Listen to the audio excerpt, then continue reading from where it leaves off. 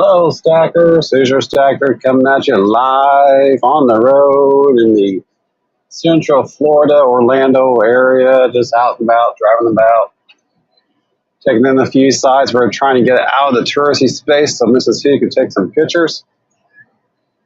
We are directly south of Walt Disney World on what's known as the Strip US 192, just left from the Wally World on the south side of the property. We're going to start going east on US 192 or the Strip, and we're actually out looking for a farmer's market while we're out and about as well. Hello, Maximus Silver Stacker. How you doing, brother? Welcome. How you doing, my friend? I need to turn off my stream elements when we get home.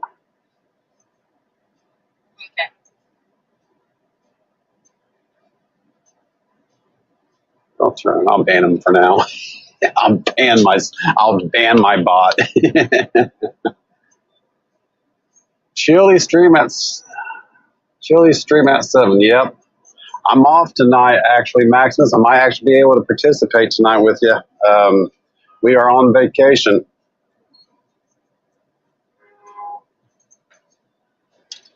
We're on vacation and people are honking at people. Just like home. Dealing with the tourist traffic. Yeah, we're tourists too, but we've been down here enough to where we don't get all touristy, crazy driving touristy.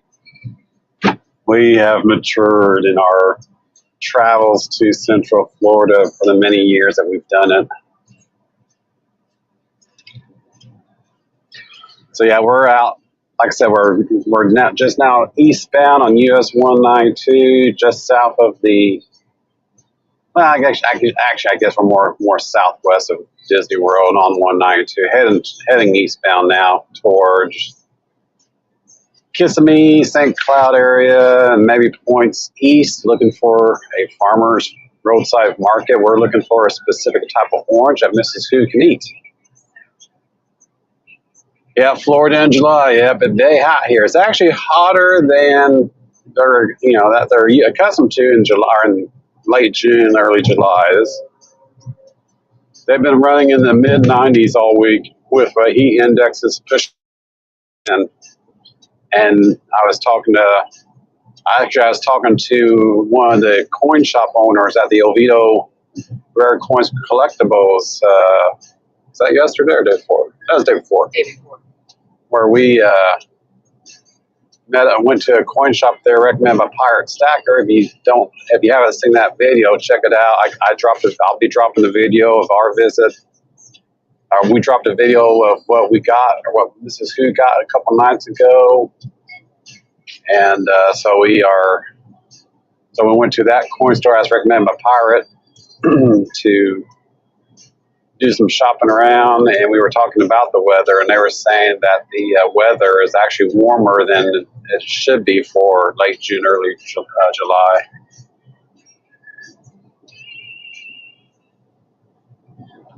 Your brother has a condo? All right. Yeah, 30 minutes from Disney. Yeah. We actually own timeshare at Disney. We own timeshare at both Disney and as well as Wyndham. So we can get down here pretty much once or twice a year if we want to. So we actually own that timeshare. And this was something that we bought, the Disney timeshare we bought like 20 years ago. And we bought the Wyndham timeshare about 7 years ago because the primary reason why we did that is if we didn't put money into our vacation with a timeshare, we would never take a vacation. We would never take a vacation if we weren't forced to take a vacation. Back then, definitely. Back then, definitely. Where's your mic? No. Back then, 20 years ago, we work, and we never really took time off. So we did that to force ourselves to take those vacations every 2 or 3 years. Nowadays, it wouldn't be that big of a deal for us to take a vacation, but back then, yeah, we never took vacation time. So now we do, and we enjoy it. we don't force ourselves to take vacation. We just take vacations now. And we go out about once or twice a year. Just the HVAC.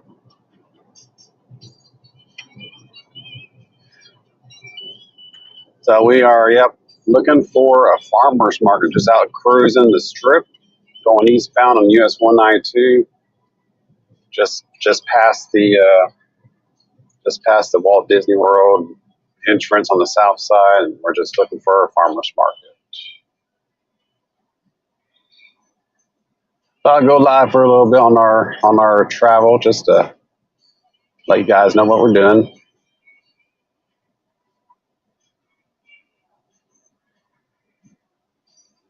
Oh, that's cool, Maximus. Yeah, that's a good deal. His brother has a condo down here 30 minutes from Disney, and he got like on practically half off because the market hit back in 2010 when the market tanked. So a good time to buy. I need to turn down the radio. Nah, it's all right.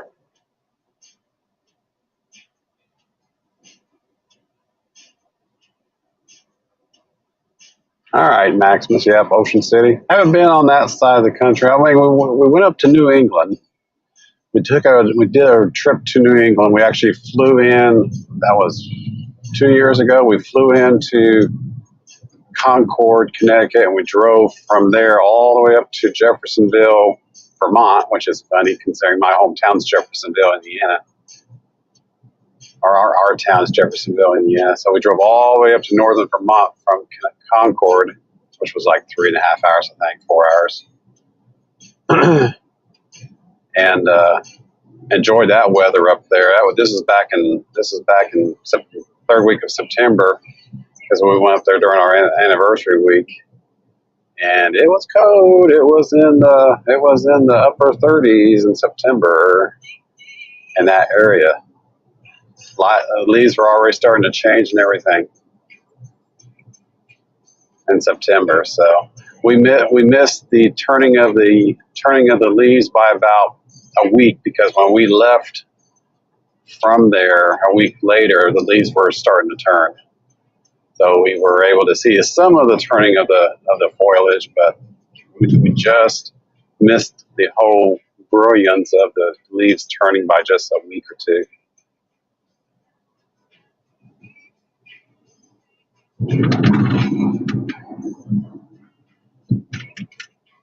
Other thing that we were doing earlier is, as we were driving down the strip here, we were just comparing what they have here when it comes to restaurants and what we have at home, and there's not really a whole lot of difference. We just drove past a Logan's Steakhouse, which is at home, a Denny's, McDonald's, of course, Checkers restaurants, or fast food joints, which are known as Rallies in our area. Exact same owner, exact same company, just different names, same product and everything. But yeah, just driving around, it's like Burger King. It's like, yeah, your nicer restaurants, we got them at home too. So there's only a few unique restaurants, at least on the strip. Now I know there's a lot more unique restaurants up and down International Drive, but we're not doing that today. There's a lot more unique restaurants that direction.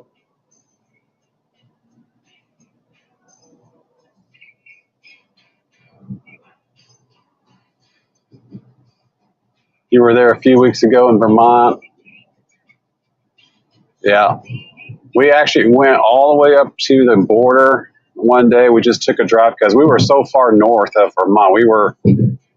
Jeffersonville's like 20, 25 miles from the border. So we just took a day trip, went all the way up to the border and drove on the border, because there was a stretch of road that crosses from Vermont into New York Lake. That was basically the northern end of the Lake Chamberlain, I believe the name is the lake. And we actually found a road that basically parallels right next to the border. In fact, you could get out of the car and walk 10 feet north and boom, you're in Canada. Of course, you can't do that these days. You cross that border without going through Border Patrol. They get after you. Now, these days, it's not like it used to be. But we actually was right there on the border, took a picture of one of those pillar to delineate the two countries, and we were at we were near a checkpoint and taking pictures of the area, and the border security guy jumps out of the vehicle, or jumps out of the building and says, "Hey, no pictures." So I was taking pictures across the board to the Canadian checkpoint. They jumped out and yelled at me for taking pictures. So yeah, you just don't have that type of freedom when it comes to exploring near the border like you used to. And of course, you can't cross the border unless you're at a checkpoint, and all the roads and stuff that you used to cross without checkpoints are barricaded now, and they have either fencing, or they have potted plants, or they have concrete barriers, or they have something to not allow you to cross with a vehicle anymore. And of course, another thing I saw right there on the border is these surveillance towers up and down the border as well, watching everything on that border. It's no longer like it used to be, not since 9/11. And I've seen plenty of videos out here on YouTube where people have talked about how a city was divided when they restricted access across the border, so your neighbors are no longer visit each other, or at least not legally. You have to stand on either side of the border and talk to each other. You can't cross the border, or not even shake each other's hands at the border. It's because they're being that much of a pain about it these days. And there's this one community hall or community space that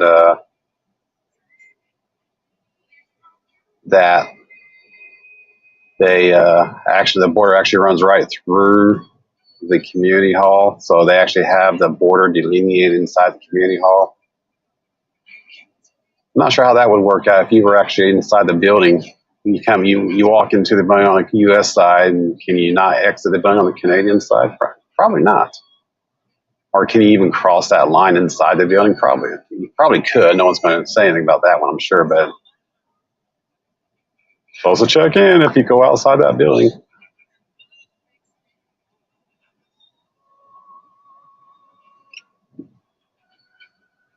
So yeah, that was a beautiful, when it comes to New York itself, I have absolutely no desire to go to the city itself or anywhere in or around that city. I'll go to upstate New York. I'll go to western New York. I mean, heck, we went to Buffalo a year or 2 years ago, something like that, a year and a half ago. Went to Buffalo and had a great time up that way.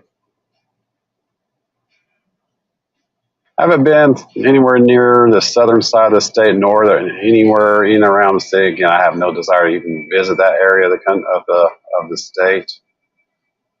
But yeah, after going up to upstate Vermont and then upstate New York and then western New York around Buffalo, I wouldn't mind anything north in the northern side of the state, just to hang out and visit, enjoy the weather.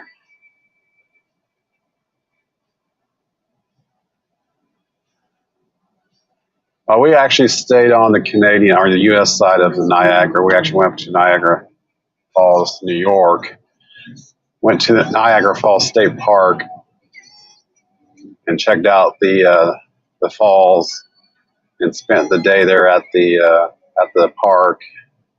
And did a little bit of walking around right there near the park, but you don't have to go very far away from the park for things to get rather desolate there in Niagara. You only have to go half a mile, and the touristy stuff, I guess you can call it, the touristy stuff drops off very quick. Interesting.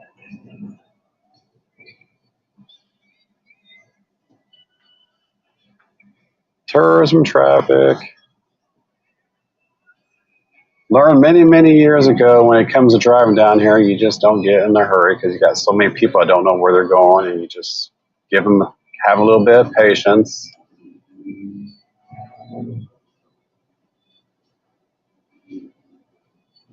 And of course, you have plenty of people who think they're entitled, but you just have to be tolerant and drive cautiously and guarded. Get into the inside lane, I don't have to deal with all the turning traffic.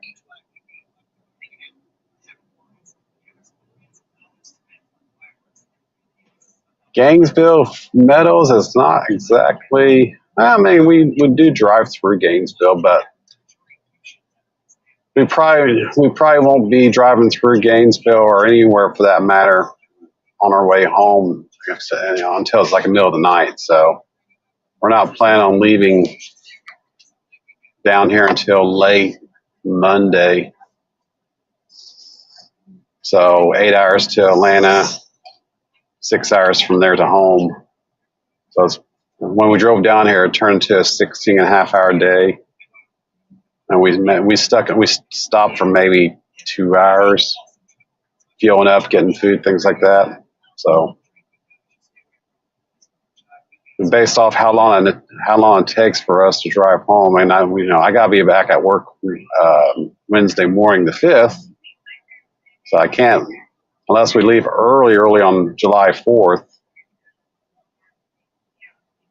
I'm not going to drive all the way home and then go straight to work. So we're going to head back home late on the 3rd. So by the time we actually leave this area and head north, everything's going to be dark and closed, and it'll be late.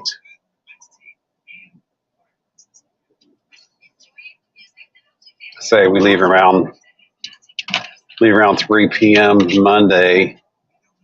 It'll be about noon Tuesday afternoon. So I can get some rest and be at work next morning at 6 a.m. And then Mrs. Who, she goes back to work that night, Wednesday night.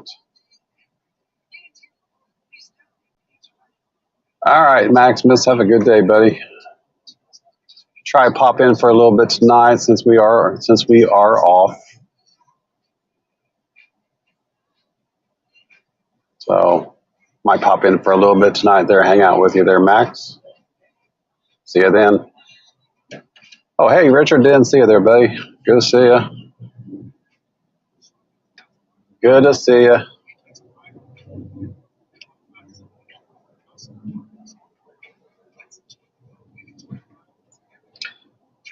So we're eastbound on 192 in Florida, heading towards Melbourne, Florida, in our quest to find a farmer's roadside market. And right through this area, we're not going to see that because this is all touristy stuff. It's all touristy retail. So we'll have to get east of the turnpike. It's pretty crazy down here. If you guys haven't been down here, the way the touristy stuff cuts off like a faucet.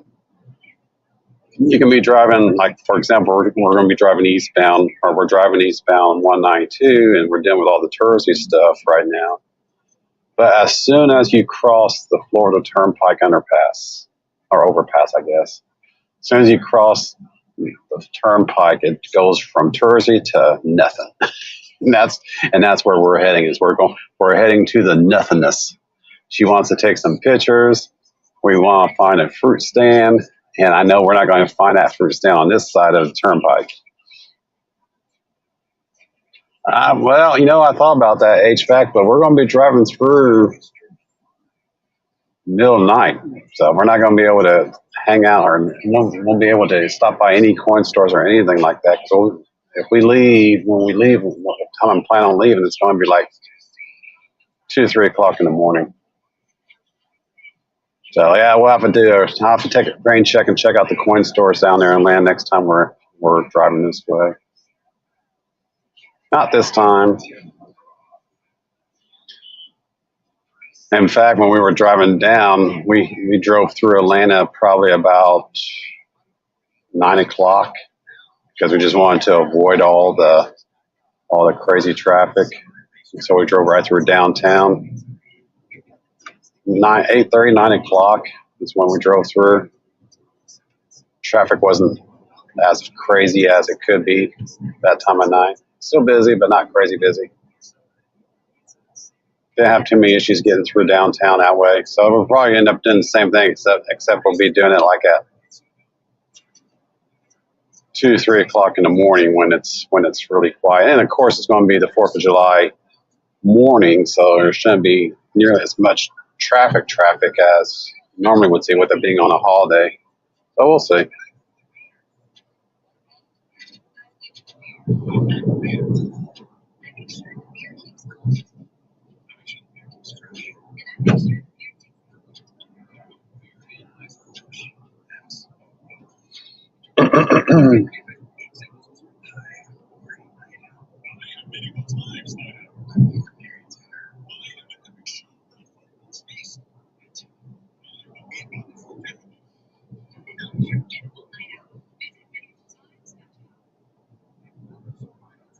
Yep, not a whole lot of difference when it comes to variety of restaurants on this road.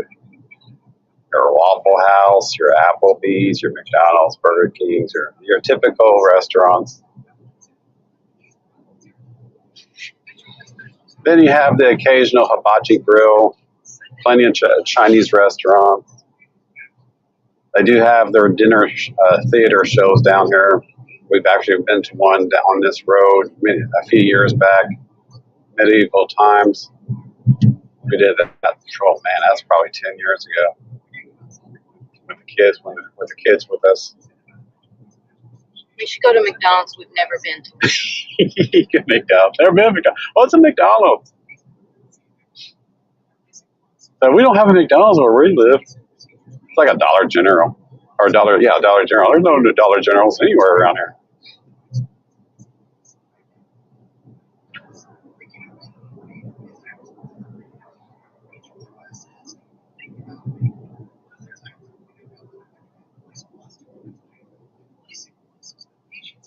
Oh, we went to a coin shop a couple of days ago, HVAC. We went to the one in Oviedo Mall up in Oviedo, Florida. We, as recommended by Pirate Stacker a couple of days back before we got here, I hit a Pirate Direct. I said, hey, what coin store do you recommend while we're down here? He's like, are you coming down here? I was like, yeah. He's like, go to Oviedo. I'm like, all right.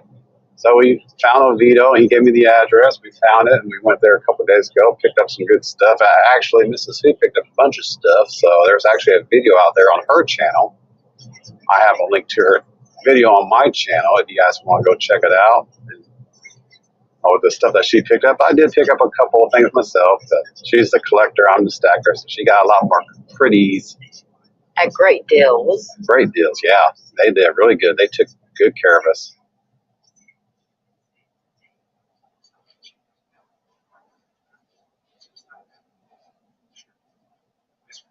Yeah, you had your chance.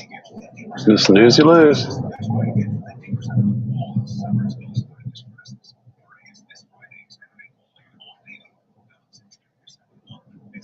So yeah, we actually went to that one. We're actually going to go to another one up in DeLand. We might actually do both. There's a coin store up in DeLand, Florida that Pirate recommended too. I think it's called the DeLand Coin Store. And then we're also looking at going to the Daytona Beach Flea Market, which is about another 20 miles east of DeLand. It's actually on the outside or outskirts of Daytona Beach. Outdoor flea market there. I figure if we don't find a farmers market, roadside farmers market on the strip here today, we can go to the flea market tomorrow and he said there would be some there. There'll be some there, yeah.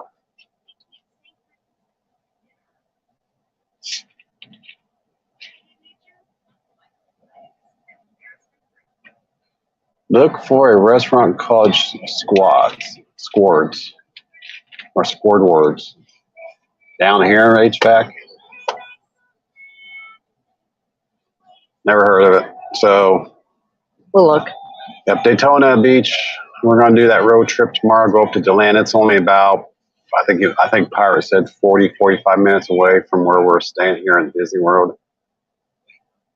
And then we'll go to that coin store tomorrow. Might go live or at least record video if he allows it. And then head over to the Daytona Beach Flea Market a few miles further east. Check out that place for farmers markets, and I guess Pirate did say that there are some vendors who go to that place that sell coins too, right? Mm-hmm. So There's 3 or 4 of them, but there's actually 5 altogether, but one of them's really sky high. He jacks up his prices, but the other 3 or 4 are really good. Okay, so that's what we're going to do tomorrow.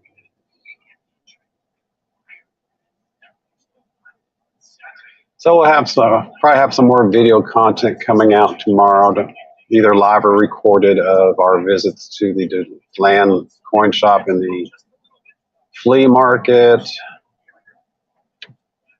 And then Sunday, I don't have absolutely any plans for Sunday. Go to the pool, maybe. Maybe. Go to the beach, maybe.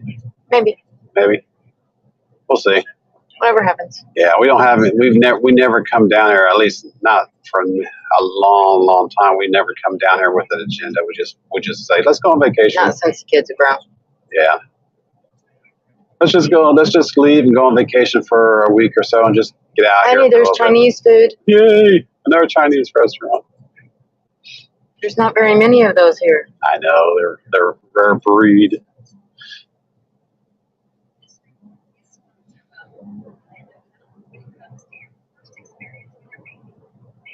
Marker number 15. So that's what we've been doing this afternoon, just driving the strip. And we always do this. We always take one day just to drive the strip, see what's changed since the last time we've been down here. And it's been a while, so a lot. Yeah. Last time we were here, we stayed at the Wyndham Resort there inside Disney World. We didn't really leave very much from the area last time we were down here. Last time we were down here, we stayed at that resort. That was our first time we met up a pirate stacker a couple 3 years ago. Met back up with him yesterday. Check out those videos. Ours will be dropping at 5:30 this afternoon. He put his out last night. So we crossed the streams. Great restaurant that we stayed there, that we met at there, had lunch, and just got caught up on. Great barbecue. Yeah. Last couple of years, just got caught up, had good food. Not Texas barbecue, but wasn't bad. It was pretty good. Up there at the top. Hey, Chris G, good to see you.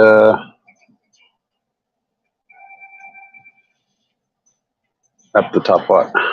On the restaurants for barbecue. Oh, okay. My brisket was good. I had those burnt ends. That was pretty good. They could have been a little bit more burnt. My brisket was perfect. Cool. You just picked the wrong food. I guess.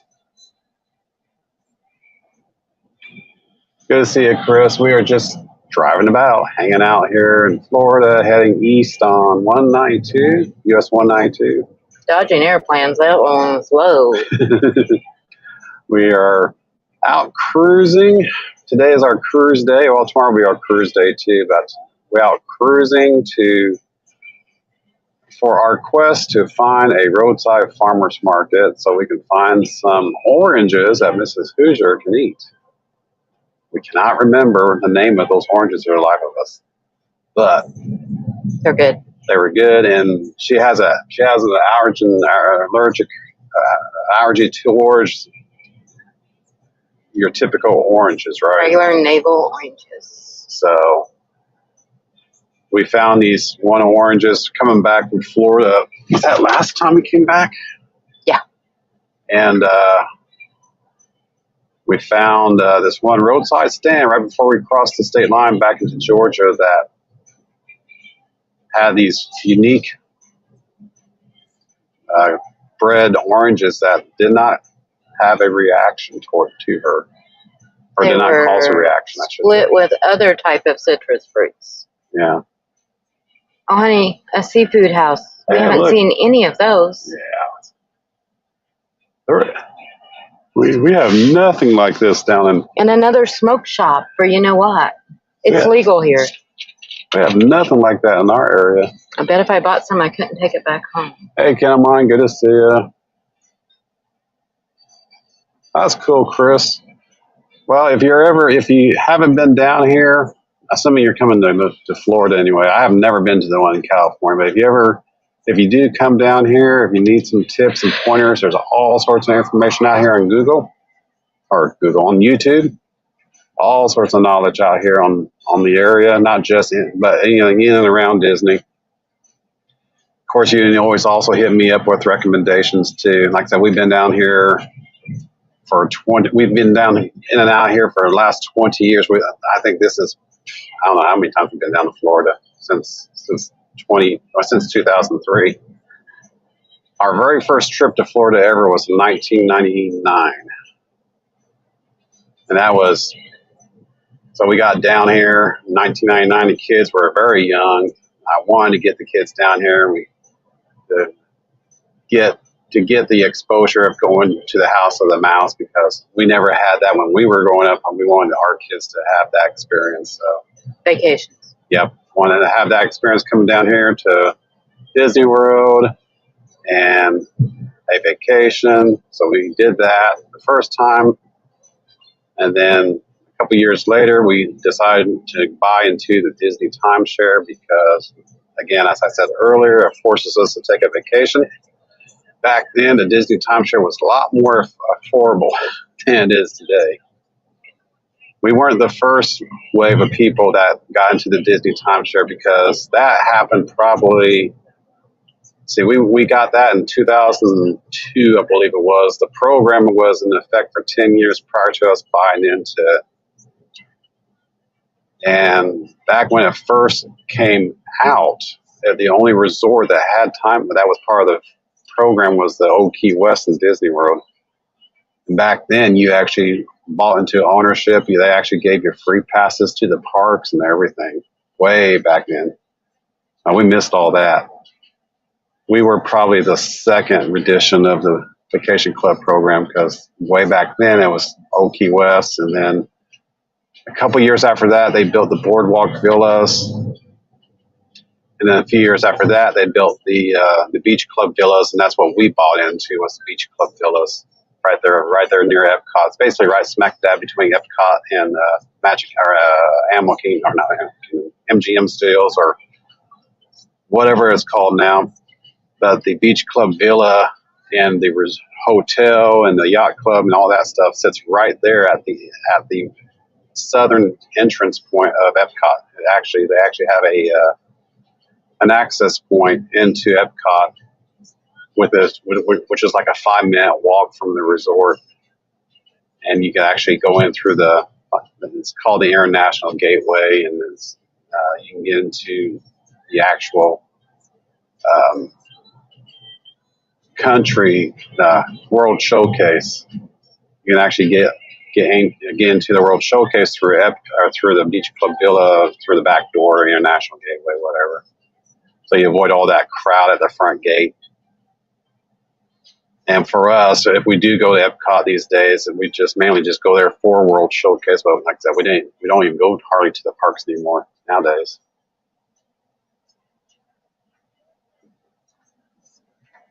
But we mainly go to Epcot for World Showcase. Not really much left in regards to what we want to do in the future world, or whatever the first portion of Epcot. We pretty much did that several years ago. It's like, we'll go to World Showcase, but we don't have any desire to go to the Future World part of Epcot anymore. And the Magic Kingdom, we very rarely go there, and we haven't been to Animal Kingdom forever, or for that matter, MGM. We haven't been to those two forever. So mainly just go down there just because of the fact that we own timeshare in Disney. Force ourselves to go on vacation. The resorts are nice. Yeah, they are nice, safe, relatively clean. Mattresses aren't as comfortable as they could be. They just remodeled that section, so those are new. Yeah. The couches aren't that comfortable either, but you can tell they're new. Yeah. Man, at least they invest the money into doing that.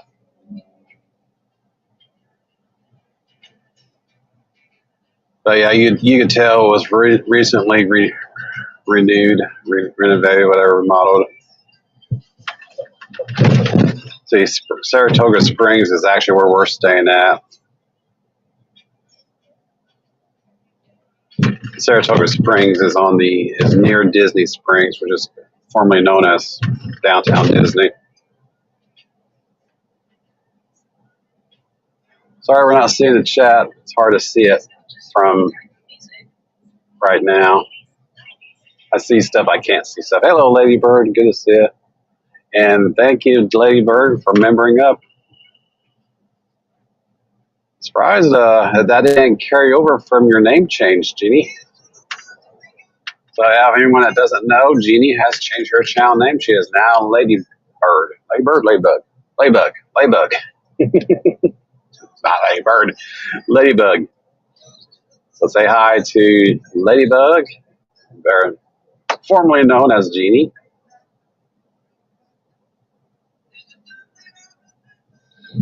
Good to see you. Now we're just driving on the strip here in Florida, heading east on US 192 from Disney World, looking for a farmer's market. Just cruising, and we always do this. Take a little bit of time just to cruise the area, see if what's changed since the last time we were down here.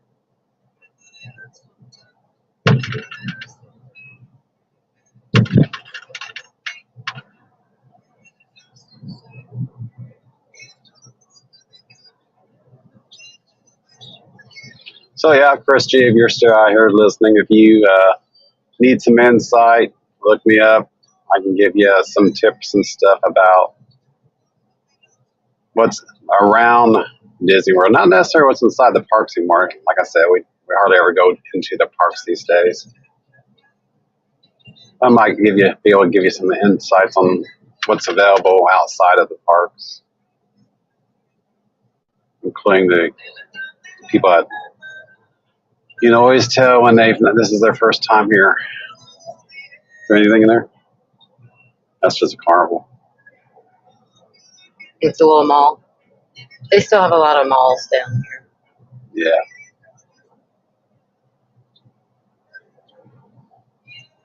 Yeah, that's one thing I haven't noticed is, COVID took out a lot of businesses, but I'm not really seeing a whole lot of empty buildings down here. Have you? Mm-mm. Oh. If they were empty from being a victim of COVID, then they've reopened as different businesses or whatever. Yeah, a lot of the restaurants that used to have other restaurants in it that we've looked for have new restaurants in them. Yeah. The ones that's closed and moved out, someone else has moved right in.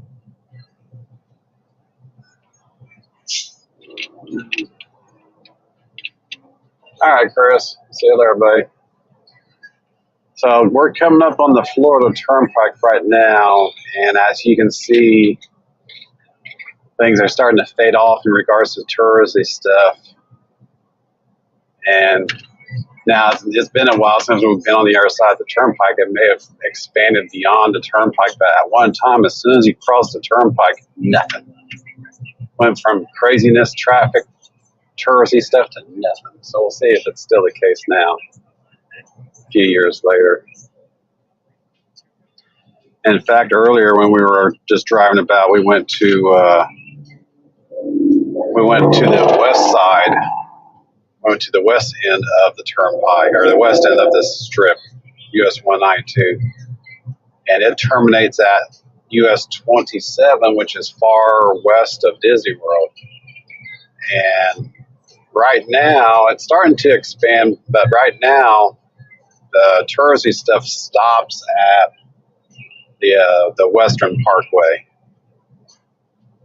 I think it's called the Western Florida Parkway or Western Orlando Parkway. Or anyways, there's another toll road on the west side of the Disney World property and then as soon as you cross that toll road going west, nothing. Now it's starting to expand a little bit, and another thing we noticed is on US 27, which is another 3 miles further west from the toll road. That's where US 192 terminates at, and into US 27. US 27 used to be a 2-lane highway, and few years back, they opened up a Walmart just north of 192 on US 27. That area started booming. We just drove over there earlier and went south from 192 on US 27. It's expanded. It's got 3-lane highways. It's got accommodations and residences and businesses that used not to be there, and you can tell it was a relatively recent remodel or redesign of the area.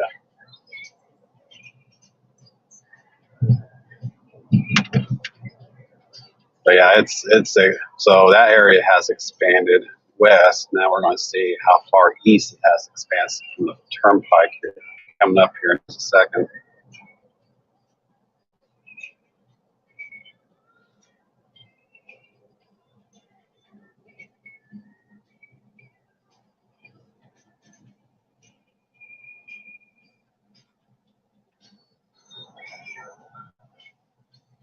So nothing, didn't really see anything out of the ordinary this way.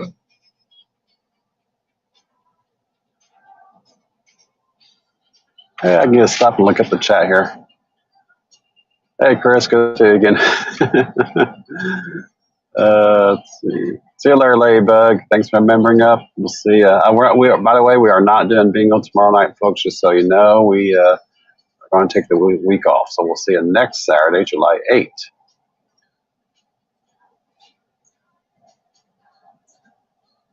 What's legal, Chris, in Florida? Oh, yeah. They've got... It's everywhere. It is. And that's new. The gift shops have various things celebrating. Hey, Jamie Foxx, if you're still out here, celebrating the legalization. 417. And we were at a gift shop yesterday, which I actually have some video to put out on that one later. But it's new. It's rebellious. It's legal, so everyone's making a big deal out of it now. But just like every product in time, it'll just fade into the horizon as another product. And right now, it's just new and experimental, and now legal. It's just like when Colorado made it legal a few years back, however many long years ago it was. They made it big. And you had all sorts of stuff celebrating the legalization, but it has now since dissipated down to not so big deal nowadays. It is what it is nowadays, and it'll be the same way here in time. Just in time, people are like, yeah, whatever. Just another product that you can buy at the government can tax. That the government can tax.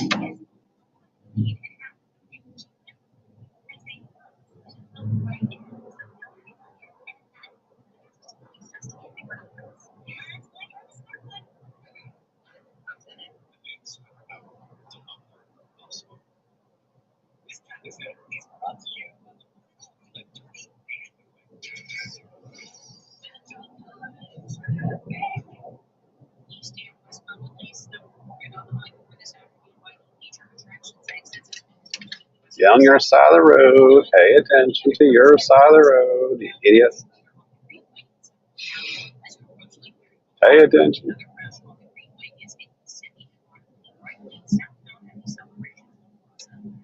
What?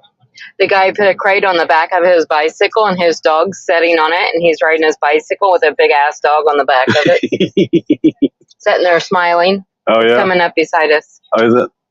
Let's see if I can get him. There he is. Oh, damn bus got in the way. Hang on.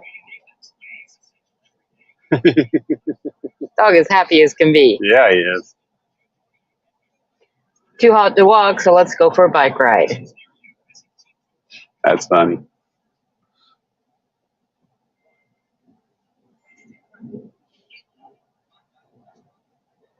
I don't know about that, Chris, if it is in Oregon or not.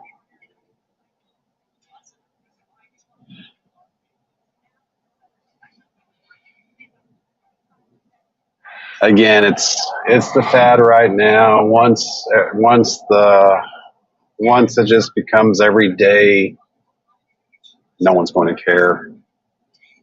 Right now, everyone cares because it's in the mainstream media, mafia, and once it becomes every day, no one's going to care. Like cigarettes. Yep, just like cigarettes, just like beer, just like going to the grocery store, picking up a gallon of milk. So it'll be taxed higher. It'll just be taxed, yep, in a higher rate.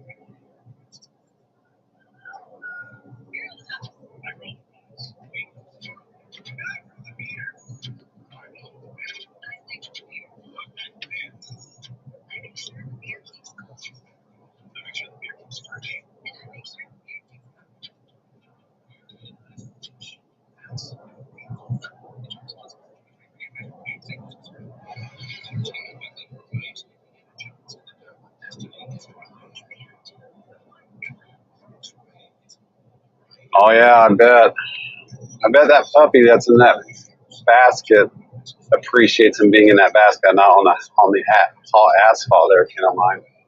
I can imagine. They were actually, I mentioned it earlier, they actually have heat advisories going on right now because the weather that Florida is experiencing right now, at least Central Florida, is about a month too soon. The type of weather they're experiencing right now isn't normally around until August. So their heat advisories is out. They've been running in the mid 90s all week. Temperatures in the hundreds. Measures they had like 108 on the weather last night. It's supposed to be 103 today. But yeah, and they're giving pet advisories not to be walking your pet on the asphalts and stuff over it. Right. First watch. Oh, look, first watch. Now open. Zaxby's too. Zaxby's. Yeah, so we're just driving around, just getting an idea of new stuff, old stuff, anything's changed. Nothing's changed. Everything's about as it was before.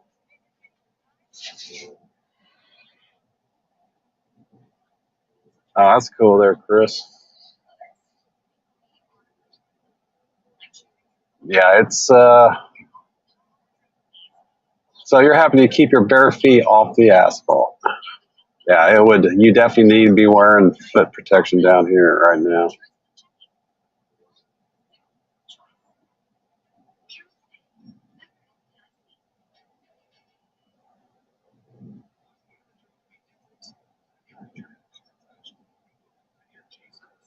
No, not yet. Can't mind. We're not sure if we're going to actually do the beach or not. It's out there. We want to do it, or we can go to the pool, or we may not do it at all. I mentioned earlier, we just don't really. We come down and we've been down here enough as we have in the last 20 years that we don't really have an agenda. If we decide, let's go do something, we'll go do it. Otherwise, we don't do it. We'll do it again next time if we do it next time. It's like going to the coin shows. I mean, going to the coin stores. Prior to being part of the coin community, I didn't know anything about coin stores. I always thought coins was like a high school thing or a geeky thing, and nothing to be made out of it or not anything. It's almost like collecting stamps, just not into it. And then I came to the realization the value of coins and the real reason why you collect coins. And it's not because of it can be because of the pretties, because Mrs. Sue's right here. But for me, it's about the weight of the silver so we can store our wealth. Store our wealth and have barter. In case we need a barter, we can use silver to barter with, and gold for that matter, but that'd be crazy bartering gold. Unless it was something big. but it's about, you know, so the coins to me, it's about the store of wealth.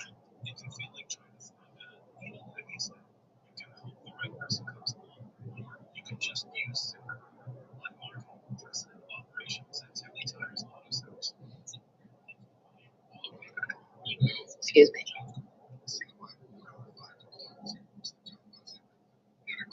Yep, you can't mute to belch. Took a big drink of Dr. Pepper. It's live.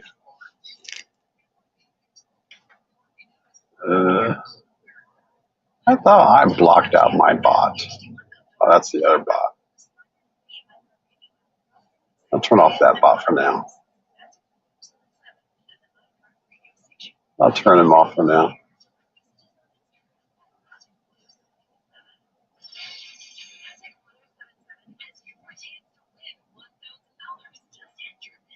Gotta go watch the beach sunset. Seen him. See him. We went to Hawaii for that. No, we've seen him here. Yeah, we did see him here too. Have pictures, photographs, and videos. Right now, they'd probably be exceptionally pretty because the smoke from Canada is getting down here. Yep. And affecting the air quality, but it's making the sunsets and stuff more beautiful. I took pictures yesterday. Yeah, they were predicting it would be really thick in the upper atmosphere starting today.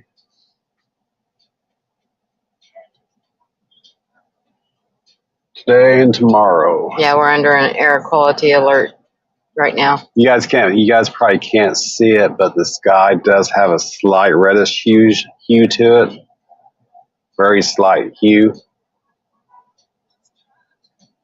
But it's like I said, it's staying in the upper atmosphere, unlike points north. That's one thing I've noticed is my eyes aren't burning anymore. Last couple of weeks at home, my eyes have been burning because of the smoke. Down here, my eyes haven't actually been burning, not for several days now. So I'm going to be missing this when we get back north. Yeah, because my asthma has not been bothering me at all. It's been nice. Yeah. I just started having the sinus problems and stuff yesterday.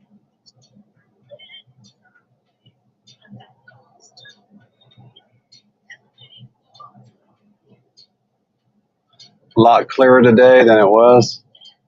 All right, good. I mean, the biggest driver of that right now is that pressure system that is sitting there. I believe it's sitting there over Ohio, Pennsylvania. That's pulling down that smoke from Canada. And it's a strong enough system where it's pulling down the smoke all the way down into Florida. So once that system gets east of here, they'll start pulling in air from the north or from the south. Of course, that brings in all the humidity and stuff. But pulling the air from the south, but at least it'll push the smoke back up into Canada. Yeah, and Canada doesn't worry about putting out their wildfires. They'll go out eventually is their motto. Yeah, I don't think they mess with them unless it's Yeah, that's what they said on the news. endangering property or personal, like residences and stuff like that. Because I know they were talking about seeing some people up there, but I think they just worry about the residences and populated areas. That's it. And where these fires are just forest. So this is, I don't know, you guys probably can't tell the difference, but this is Kissimmee, Florida. On 192 eastbound on US 192, Kissimmee, Florida, which turns into St. Cloud, Florida. But again, you can't really tell the difference. It all sort of blends together. And then once you get beyond St. Cloud, that's when it becomes very country. Hello, Andrews, Northwest Coins. How you doing up there in Alaska, brother? Would you like some smoke?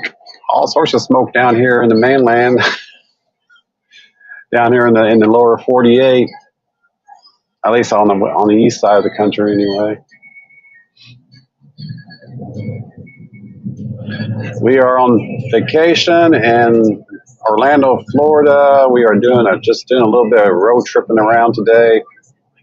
We always do this every time we come down here just to see if things have changed or not on this strip of road known as US 192, which runs east and west from basically from on the south side of Walt Disney World. It runs east and west for several miles, and then we always drive through the tourist area, basically between just west of Walt Disney World, all the way east to St. Cloud, Florida.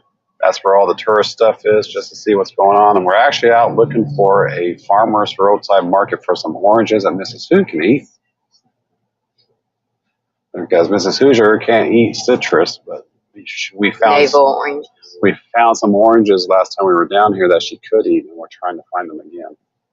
We need to write down that name next time because I forgot the name. No kissing me. No kissing me, can I mind?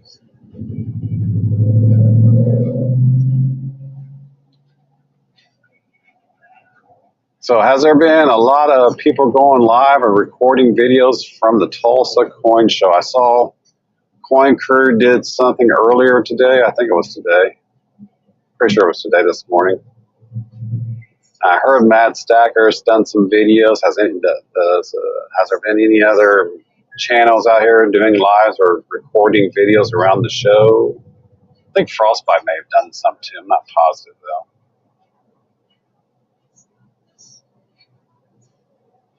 And we were planning on going over there, but basically we just couldn't afford to go over there, so we decided to come down here to Florida instead, since everything down here is bought and paid for. Only difference was paying for gas, which we would have paid for gas regardless if we went that way or we went this way. So that was a wash for us. So.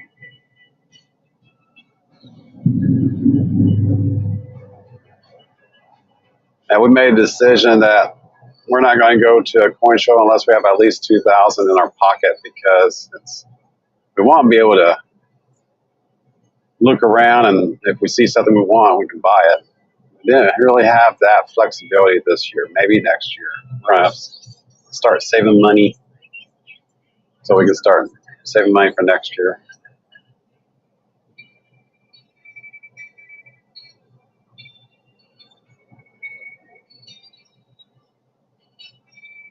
That's the first funeral home crematorial I've seen since we've been on the road. What do you think they do with the bodies? I don't know. They all can't come to that one. That's small. Yeah. The funeral homes are probably not on the tourism route. What do you think? That one was. That one was. Tiny.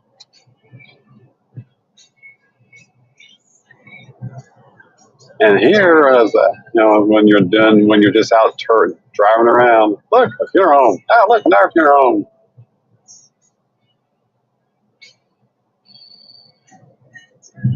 I haven't even seen cemeteries. That's true. I wonder what they do with them. They die.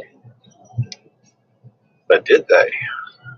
But I bet the further east we go, I bet it's going to start becoming more like that. Cemeteries everywhere. Can't ship everybody out of town. Oh, I guess they could. Never mind. You don't want to disturb the ambience of tourism with a funeral home. People don't die. People don't need to be buried. Oh, it makes you wonder, do they just take a helicopter full of ashes and drop it in the ocean? That's why the sharks are mad? Look, a Wawa. Wawa.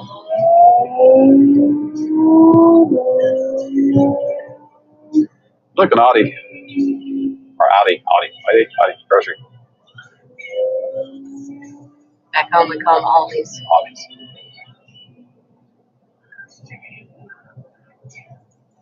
My new Portview is a cemetery. Ah, man. The only time that's cool is if it's Halloween.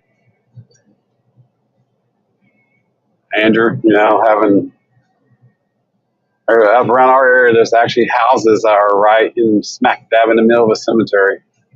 Yeah, I mean, at least you see the cemeteries. Surrounded by tombstones. Nothing wrong with that, as long as you don't see anything else moving around out there. That's right. Actually, kind of safe because no one's going to rob that house. That's true. No one's going to try to run from your house into the cemetery. Some people would. Yeah.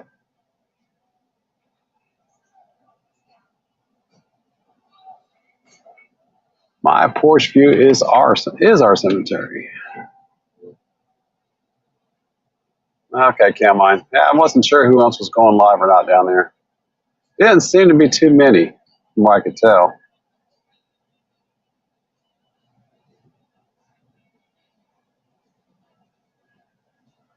$23 Morgans and pieces are getting ready to go on sale. All right, whatever. See, now I'm not a collector. I'm a stacker. I'm the collector. She's the collector. I'm the stacker. What years are the Morgans? 2023. No, I don't want the new ones. 2023 Morgan and 2023 peace dollars. For the cost of those things, I'd rather go buy some 90% silver. I got me an 1889. Is it a Morgan? Yeah, as a Morgan. At Ovita, and it's beautiful. For the Morgans, you guys probably can tell us if a Morgan doesn't have a mint mark, does that mean it was minted in Philadelphia? Because the Morgan that she picked up does not have a O, nor does it have a CC. It is missing a mint mark in that location. So is that a Philly indication or what? Because I'm not really into Morgans, so I don't really have a whole lot of knowledge about them. I have books. You have books.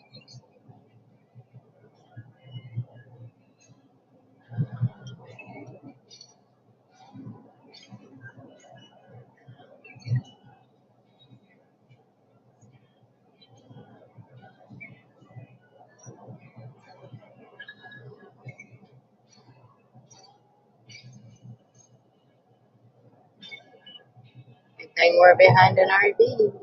Why is that? There's the car. The shirt. That's a. Now we were talking to Pirate yesterday, Cameline, at lunch, and he was talking about the increase of the population down here. They estimated 4 million people are moving into Florida a year right now, and it's just expanded and boomed in population here in the last few years. Hey, cows. Hey, We are now in the country. you know we're in the country when we cross. Have cows.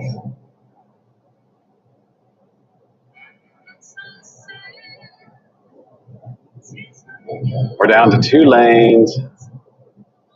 See, we have left the touristy area, folks. We are now east of St. Cloud, Florida, with cows. Now we need to look for farmers market or roadside markets. I'm sure they're going to be around here somewhere. We just have to keep looking. If we don't find any here, we'll when we go up to that Daytona Beach flea market, there'll be farmer markets up there, along with some coin dealers, corn pirates. So. We're not going to Reptile World. Reptile World, Sepultarium, Snake House. No, thank you. There's some horses back there too. Horsies.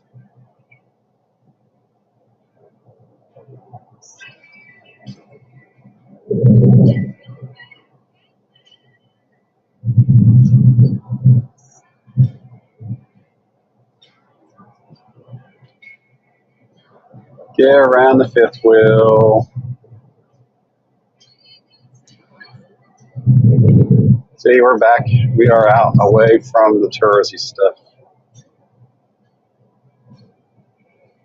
So basically, once you get east of St. Cloud, it goes from day to night in regards to stuff. And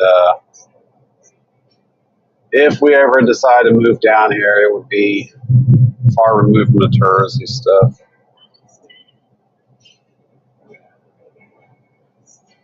I went a movie closer than St. Cloud to the east, or to the east of the tourist trap. In Corn and Pyre, everything north of here, you get north of Orlando, it starts getting pretty more real where he lives at. That he avoids downtown like the plague.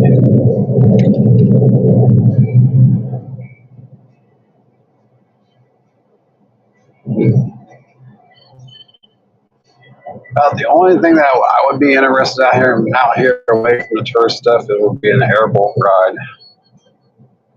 We've done that before. It's nice. We might do that. Maybe we'll do that. I want to do some research. Maybe we'll do that Sunday. Okay. Do that Sunday and go feed alligator some marshmallows. That's what we did last time.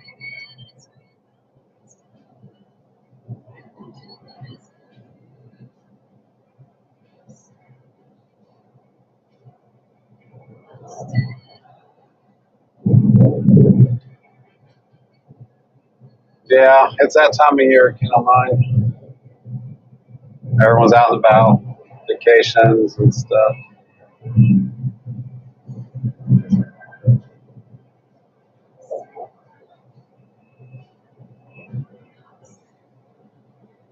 So the big question is, should we go all the way over to Melbourne looking for a farmer's market? I got plenty of gas, so. It's up to you. I'm just enjoying the drive. Okay, now. I was back there. I didn't really see anything different restaurant-wise than what we don't have already at home. Right.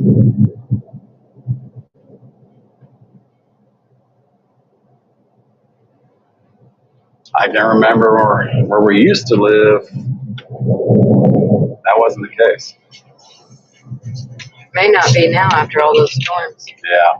Now, central Indiana, west central Indiana, east central Illinois got hit really hard. A couple of tornadoes. Got hit really hard with severe weather yesterday. Mm-hmm. Because we were worried about our neck of the woods, which fortunately we did have a little bit of damage, but the bulk of the energy had dissipated by the time it got down to southern Indiana. Our daughter was telling us about that yesterday. A little bit of tree damage, nothing too crazy. But central, east central, west central Indiana, east central Illinois got hit hard. Yeah. Our old stomping ground.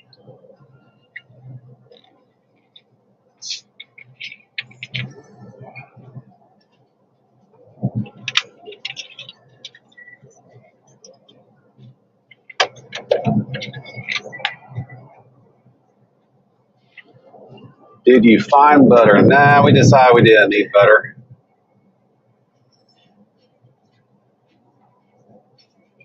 For some reason, we had butter on the brain, but we didn't need it. I was going to make toast, and we would need butter for toast if I made you bacon and eggs for breakfast. That's right. Then we went to biscuits instead. We changed to biscuits, so then we didn't need butter, but I still had the butter in my head. Okay.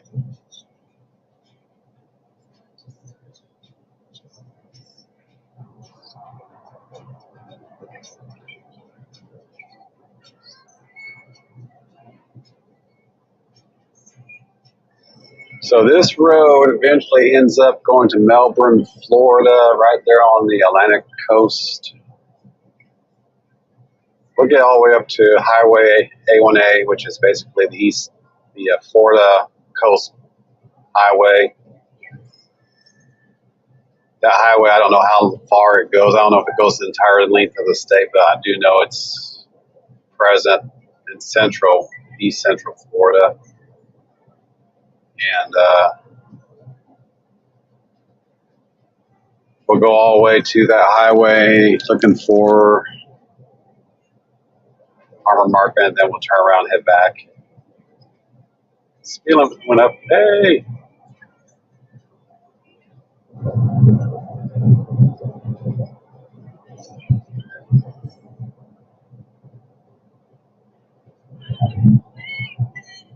There you go. That's a good idea, Kim. Mine, go to Cracker Barrel and ask for better. Or eat better and ask, or eat at Cracker Barrel and ask for extra better. True. We don't need it though, so we're good now.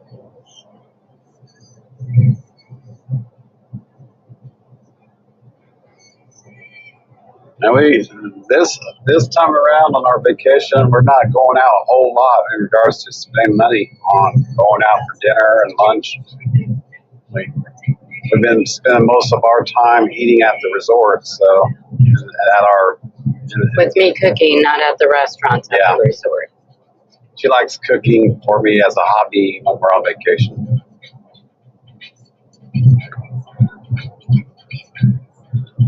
You'll have to look at some of Pirate's videos. Yeah, I know. I already planned. The Pirate Stacker, if you guys don't know, has another channel called The Wandering Pirate.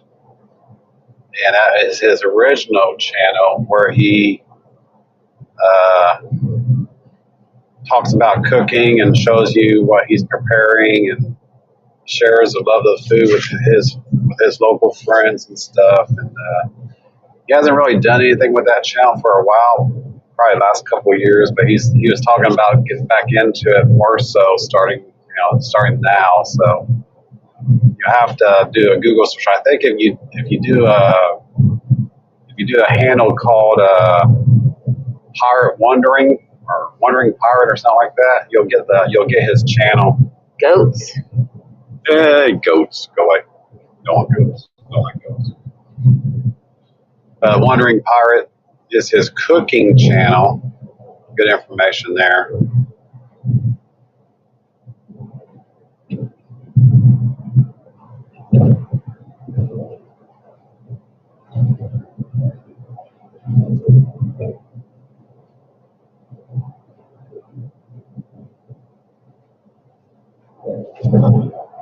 Yeah, that was one of the questions we were taught. One of the questions that Pirate was asking yesterday. He did his 5-question interview with us. Check out Pirate's video there. He just dropped it last night. One of the questions was where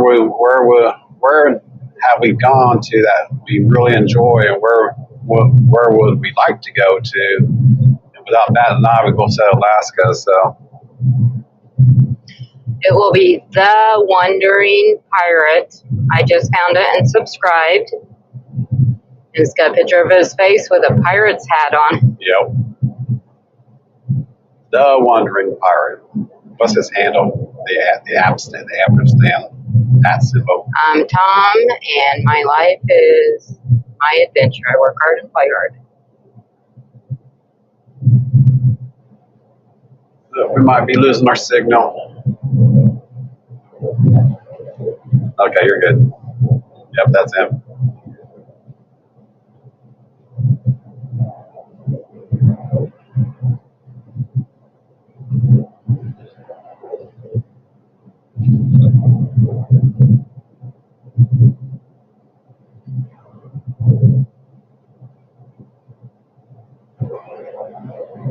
There's a lot of Teslas down here.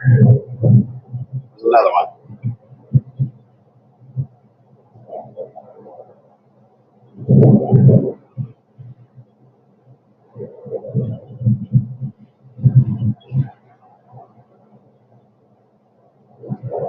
Now, if we were, oh look, Dollar General. They're everywhere. Another Dollar General. Right there. They're everywhere. It's almost like Waffle House. They're everywhere. That's different. A Cuban sub sandwich shop.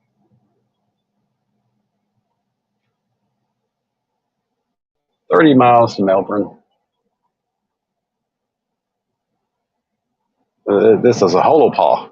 Holopaw. H-O-L-O-P-A-W. Holopaw.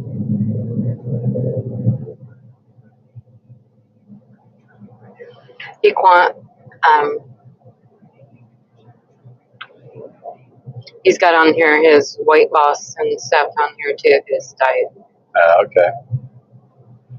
Well, diary and stuff. hey, I think we're coming up on the market. Look, there's signs on the road. Local honey. Hey, I think we may have found something. Peaches, local honey. Oh, and he's got his Master Chef auditions. Pecans. Gator jerky. I think we may have found something, guys. Okay, let me get off here. I was looking at all of his other videos. He had pineapple moonshine and all that. Mangoes. His Master Chef. Yeah. If you guys didn't know, Pyre was actually a contestant on Master Chef a few years back. Yes. I can't remember how far along he got in the rounds. I think he may have gotten knocked off after like the second or third show. I didn't think he made it on the show. I think he was just attempting to get on the show. Is this the place? Is this the place?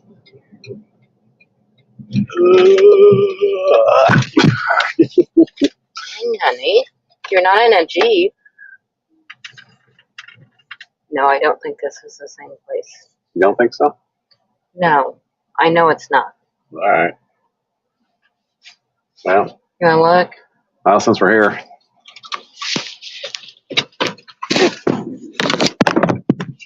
We'll take a look around. You guys can come with us here.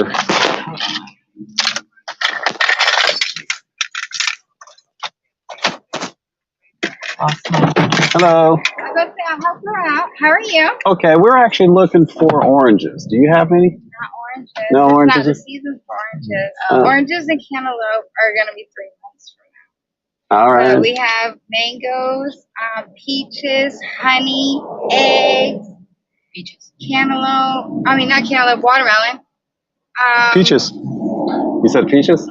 Yes. Okay, we're going to look at your peaches then.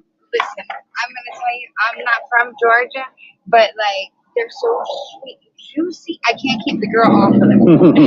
Yes, sir. But no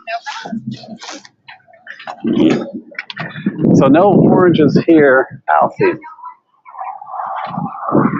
But they got peaches, so we're going to check out their peaches.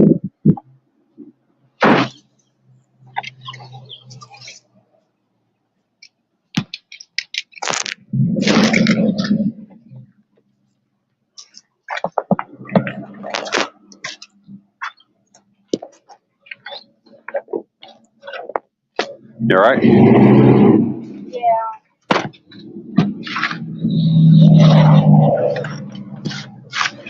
Attached to my seatbelt. Okay. And it was like, uh-oh.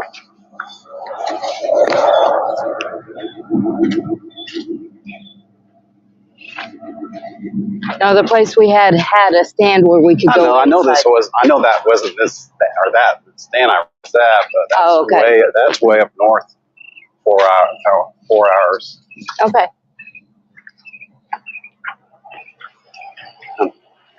Yeah, the market that we found at one time was right near the state line into Georgia. Now I know that's not this place.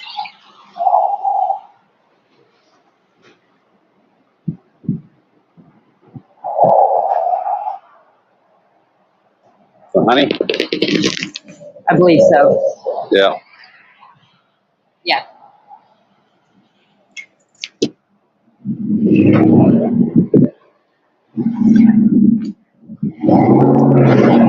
That's all alligator turkey. Oh, okay. Yeah, Oh, okay. alligator. I make it during the week and do it on the weekend. We gotta try that. We I'm just telling you, like really good. Isn't this tater turkey better than you thought? Yeah, it is. See, look, like something. I'm very, very particular with my stuff. Oh, okay. Oh, you're But, fine. Yes, it's just like snack food symptom. That's what I was going for. But it's different flavors and stuff. But Okay. they're 5 for $20. You know, everything's really like 5. Okay. Okay. Well, I gotta look at the jerky. I'm just saying, no He's a offense. jerky guy. I'm You're just saying, but it's not oily or greasy. It's really good. And then, like, you have the choice of this way or this way. Because some people, you know, I Yeah. can Let's pull try this, it. so I can pull that. Yeah. But now it's time to say, you know, like it just depends on how you want, you know, if you want a circle, if you want it not. He'll get what he wants. Of course.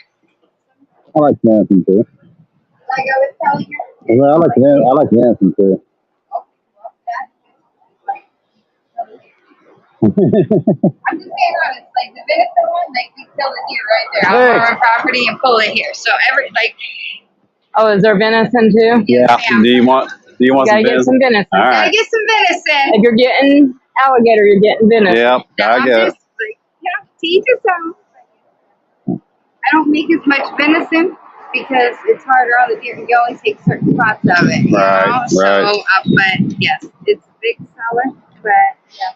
How many you said 5 for 20? They're 5 for 20, yes, sir. They're $5 a piece, but 5 for 20. How many venison there and how many alligator do you want? However many you want to get. Okay. I'll let you buy those.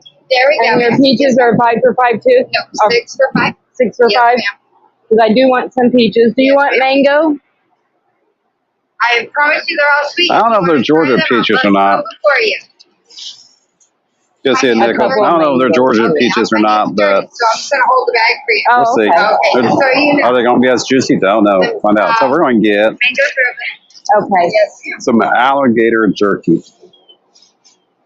A little bit of The that. bag is just my hands are dirty. I Is that some know. barbecue That's fine. flavor? I I'm so understand. That's a sorry. Cajun There's flavor. Sweet.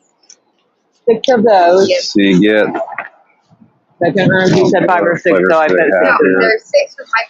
Okay. Yep, everything 5 or over, like 20, like you get on extra one. you get another alligator one. Let We're gonna get 2 me things of grab some venison. mangoes. Venison and beef peppered jerky. Because I'm making pork tenderloin here. Oh, okay. I've I already don't got think she it. actually makes these here. I don't think she actually gets I've the already deer got here, it but in whatever. my refrigerator, wrapped in bacon Whatever. with a sauce on it.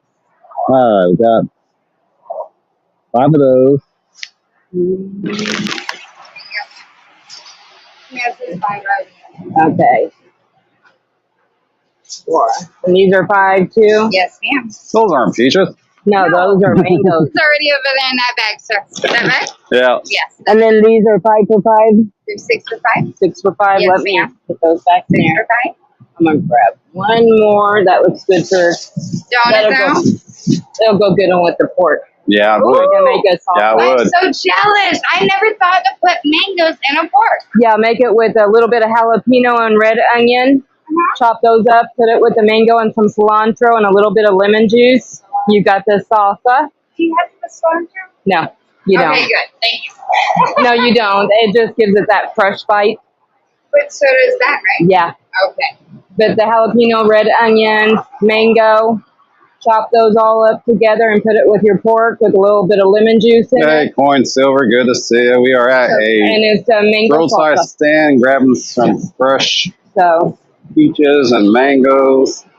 Looking for oranges. I guess they're out of season now. they're not here yet. No, they're. No, what we're actually looking for. She's got allergies of oranges. but Navel oranges. We found there was a road stand going north on 75 into Georgia, right near the state line, that actually had a Where they split the seeds and Yeah, made they did a something. hybrid orange. Well, I was about to say we split ours too. Okay. Okay. So just the word, when I hear the word, I can understand what Yeah. you're And saying. I can't remember the name of Well, you're not. the orange now. Yeah.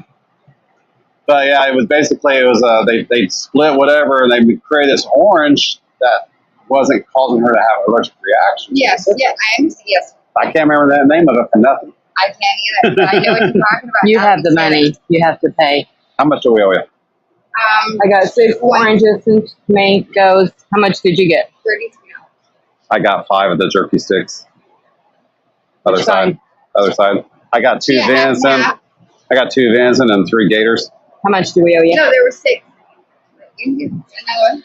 You want to have 3 and 3? It's $33. I have 5 or 6. You have 6. Oh, okay. Y'all are here, and I'm about to close. I want to go home. So yes, and I just want somebody to have what I really did.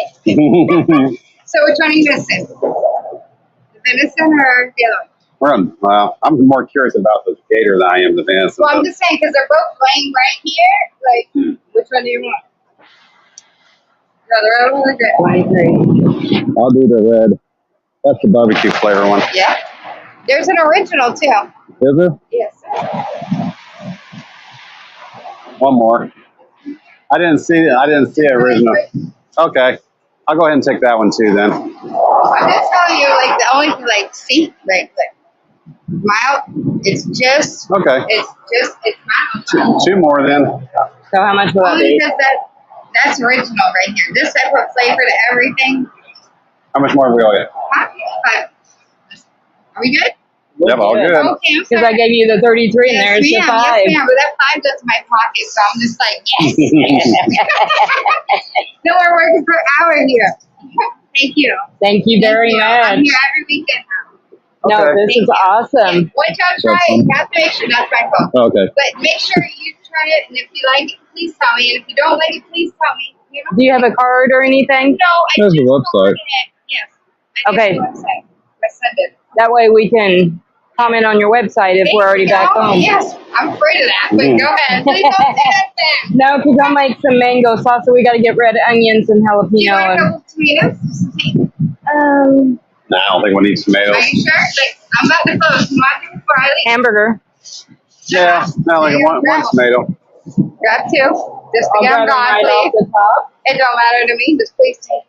Please take it. I'm trying to take take one it more. and like keeping it at home. One My mouth more. is like stores. My Okay. mouth is sore with kids and me. And do you want? No. Oh, no. cool. Blessed day, and I appreciate it. No problem. Thank you. Thank you very Have much. a great Thank day. you. Have a blessed day, ma'am. You take have a care of great day. yourself. Yes. Yes. sir. Be careful going home. Yes. Come on, die from heat stroke.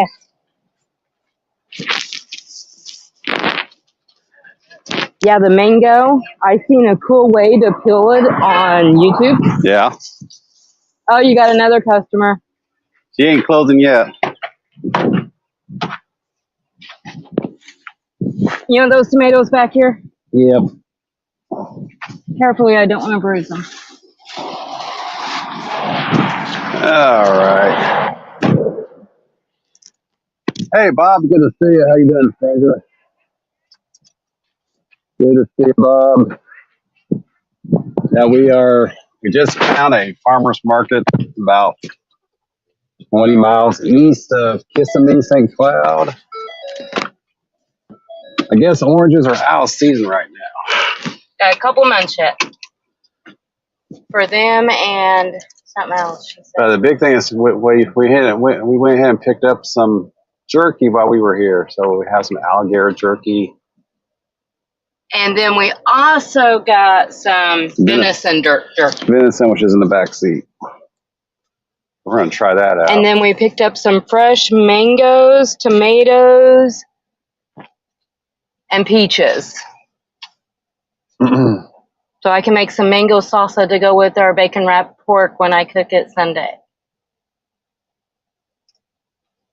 Yep, that'd be good. Just have to get red onion, cilantro, and a jalapeno. And she is wanting to start closing up. And more cars are coming in.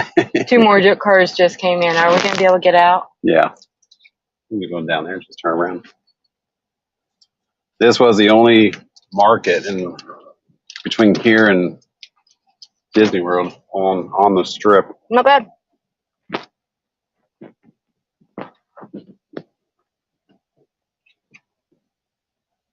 That the barbecue one she was talking about?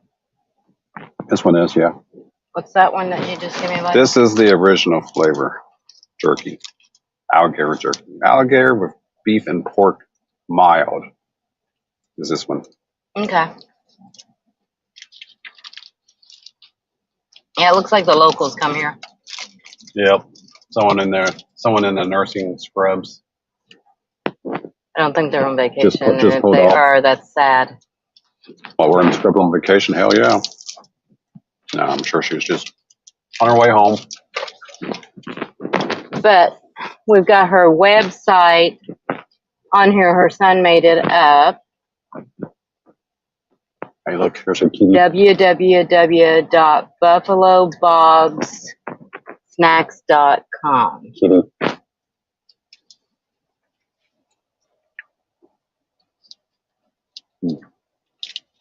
Yeah, it's like throw me a piece of that jerky. Or else. About time. You've ate the whole thing. I only ate about half. I took one bite and he's ate it all. So that is the original flavored jerky.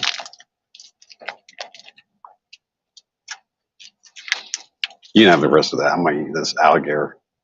So nice of you to let me have the rest. We got more. Worth the price. This is alligator with beef and pork. Barbecue flavored jerky. Alligator meat's so lean. I think they're adding the beef and pork for a little bit of fat. Yeah.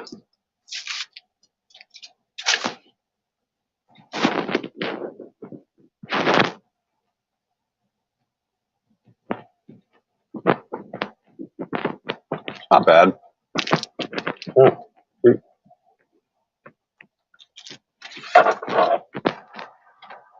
So we're being rude and eating in front of her. Yes, we are.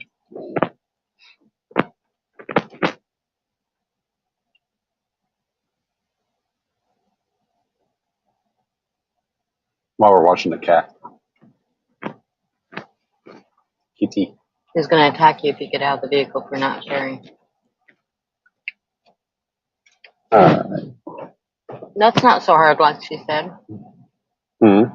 She said the round one's easier to eat than this one as far as pulling it apart. This one's not bad. There's a little bit more tug to it than the other one, but not really hard to eat at all. I love the little roadside shops like this. Yeah. You want to keep going towards your ocean looking for another one? Sure.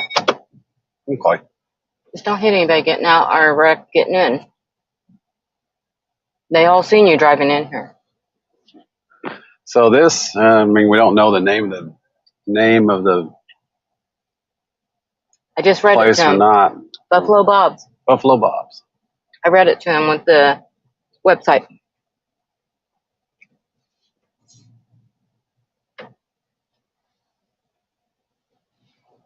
All right. This one's not bad either.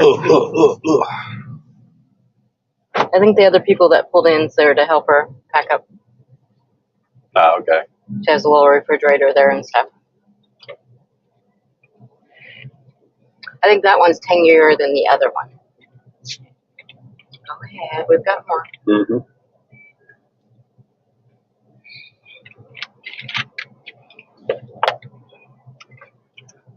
Hey, Papa York, good to see you. Road tripping, looking for oranges, which I guess we're out of season right now, but we did pick up some alligator jerky. And venison. And venison jerky too.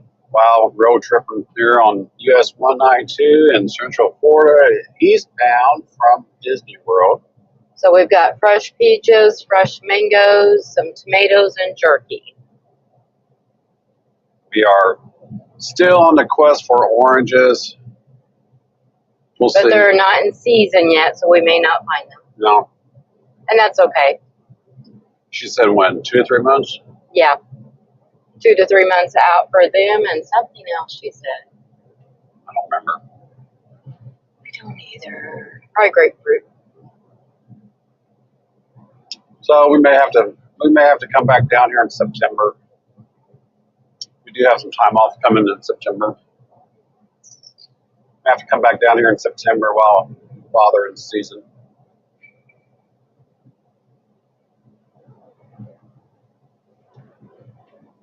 But the oranges that we're looking for are a crossbreed of orange, A hybrid type. a hybrid that allows Mrs. Hoosier to eat oranges, because your typical oranges she cannot eat because she has allergies towards citrus.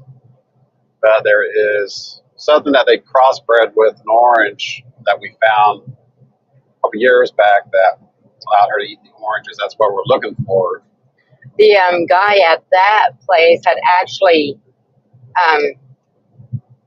made these oranges because he had a friend that had allergies as well. So he split the seeds and stuff to make an orange. And this lady said she's got some like that too, that they've split seeds and stuff. So it may be the same thing. We just don't know the name of it. No. And the lady back there that we bought these mangoes and tomatoes and peaches from couldn't remember the name of it either. It's like made with tangelos or.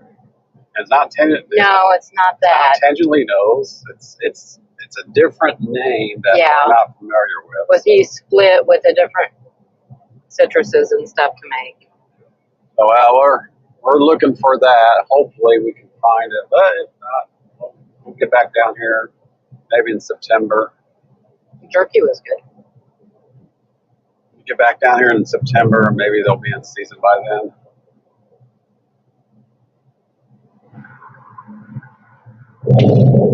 That Becker did have some pure honey. Did they have the cone in it, or was it just? No, it was just the honey. Okay. I had some pure honey there in jars. Didn't need honey, so we didn't buy any. We got honey at home. It's a prep. We got plenty of it. And if I'm going to buy it off a stand, I want the honey cone in there too. Yeah. Keeps it fresher longer. Yeah.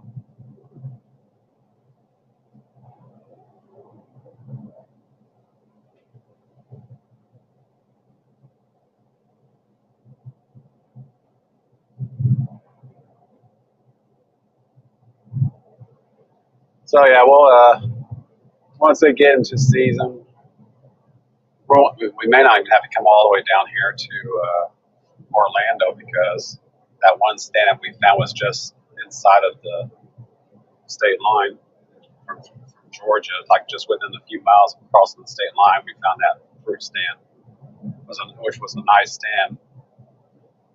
It was more than a stand. It was actually a produce. Your old school local farmer produce store. You know, that one store that used to be where we used to live at. Mm-hmm. That was just produce. That used to be in front of Kroger's. Years and years and years ago. Well, he had some other things like souvenir stuff as well in his store. But the old style markets like that. Yeah. I think that's what that store that we found going back home last time. That's where that store was. It was right off the interstate. It was right off 75 on the highway, just within like a mile of the interstate. So we'll have to. Well, we won't be able to see it this time because we're leaving. When we're leaving, we won't be able to see it unless we leave earlier than planned Monday. Because it's like 3 hours to the state line from here.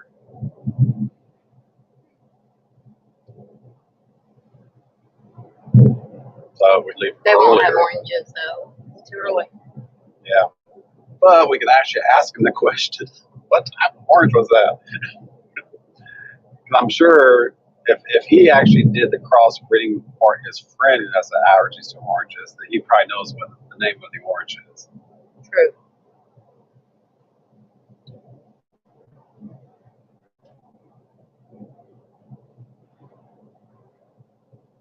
But we've got some mangoes and peaches. Yeah. Mangoes for cooking, huh? Tonight? Well, tomorrow?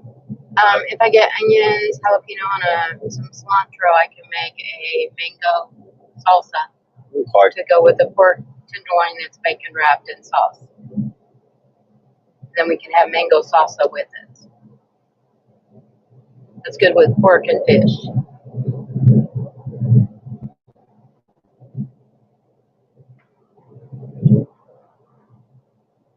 All right, Papa York. See you later, everybody. And just so you know, we are not going to do Silver Stacker Bingo tomorrow night. We are taking the week off for our vacation, so we will be back July 8th, 6 p.m. as always. So we'll see you then. And we're taking a little bit of time each day shooting video of us driving around, checking out things have changed around Central Florida since our last visit here. We've been here to Florida so many times in the past. I can't keep count anymore. We've probably been down here for the last 20 years. We've probably been down here a dozen times. Just every couple of years we come down here and check out the area, see what's new, what's changed, and just in the last 20 years we've seen a lot of development in this area. But as Pirate Stacker said when we met up with him yesterday, 4 million people are moving into Florida every year. So it's obviously it's booming in population down here. So they have to accommodate more and more development, more and more building of residences, and retail, and to accommodate the masses. I, for one, would I move down here only if I could live out in the middle of nowhere. This area out here is not too bad, but you can't escape the heat and the humidity. So either I would not get used to the heat and humidity, or I would get used to it if we ever did move down here. I know we were talking about maybe moving down here years ago, but I think I was just the ambiance, the new car smell. Just like Hawaii. Yeah, just like we Hawaii. can move here. Hawaii is a beautiful place to visit, but the cost of living down there is you have to work 2 or 3 jobs just to make ends meet in Hawaii. You'd be so busy working to make a living to be able to live there, you want to have time to enjoy it. We overheard some locals talking about the exact same thing. First time we visited Hawaii, they were talking about how they're locked in, they can't do anything but surf and climb and do mountain walking, and they made it sound like it was they were so trapped on the islands, which you are literally, unless you fly out or boat out. But the locals don't want to live on the islands because of the fact that they're waterlogged, and if they want to do anything besides surfing and hiking, they have to fly into the mainland. They do vacation a lot in Vegas. Yeah. They call it their next island, their other island. Yeah, they call Vegas the other island. Their 6th island, I think it is. They have, they regularly vacation to Vegas.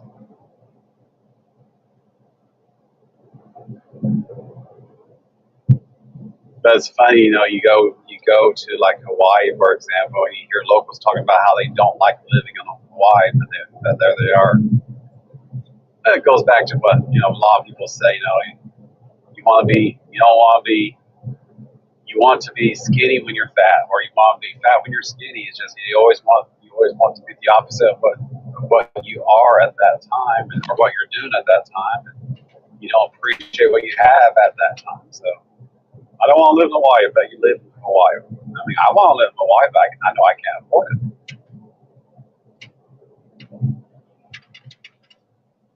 But yeah, Hawaii is a nice place to visit, but I will want to live there. I don't think I would even want to retire there, because just for the fact that you are locked into a very set amount of things to do. And then if you're on like Hawaii, for example, there's nothing after 5 p.m. Everything rolls up after 5 p.m. down there. That Mrs. Hu and I found that out firsthand the first time we went to Hawaii a couple years back. Everything pretty much rolls up at 5 p.m. And there's not really anything to do after 5 p.m. And the only shopping that you really have is Walmart and a couple of smaller grocery stores. And that's really about it. There's not much going on otherwise in Hawaii except for beautiful weather and beautiful rainy weather and lush green environment when you live on or when you visit the north side of the island. But would I want to live there? Oh yeah, lots of chickens, lots of feral chickens. But would we want to live there? Nah. Visit, yes. Live there, no. The rest of the islands are the same way. Oahu, where Honolulu is. We want to live there. I would visit, but we don't even like going to even going to Oahu anymore. Since we found Kauai, we've been to the Big Island. We like the Big Island, but we actually like Kauai more.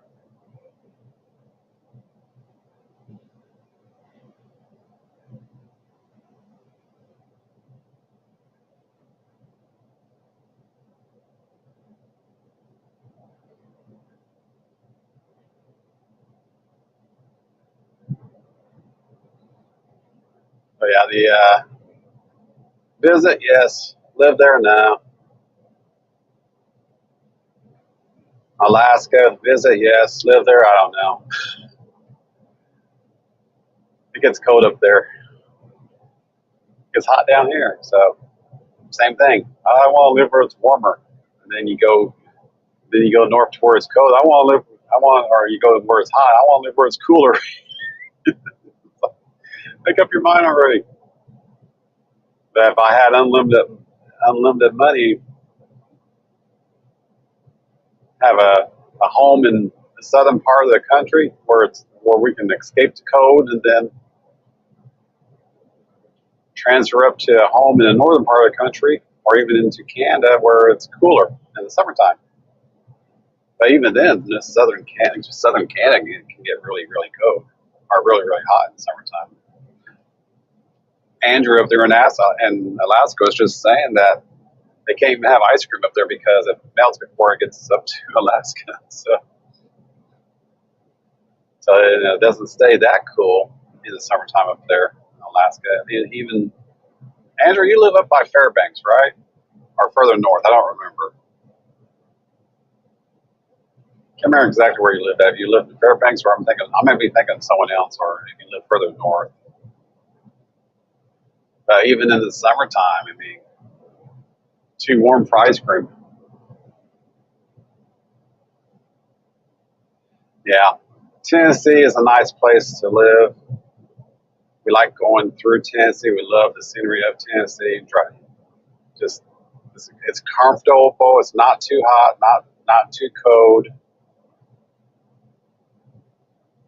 Yeah, you do have to deal with your storms, but where would you not deal with your storms? So, and then there's Colorado, which is great in the summertime because it's not too hot, but in the wintertime it can get very snowy. Then you have Southwest, which is great for the wintertime because you're away from the cold, but you don't have to go very far to get into the cold.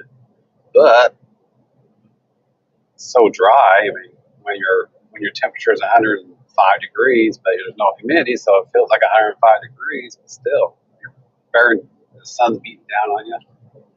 So every region of the country, or for that matter, every region of the world is going to have its pros and cons. The question is, what do you want to go to and get accustomed to, right?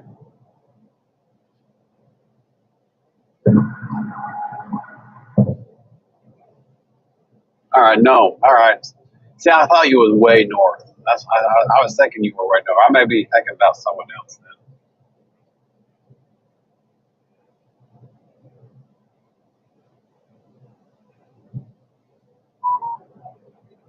So if we ever did go visit Alaska, I mean, I don't see us going any further than the Cook Inlet because that goes in. That basically that's where Anchorage is.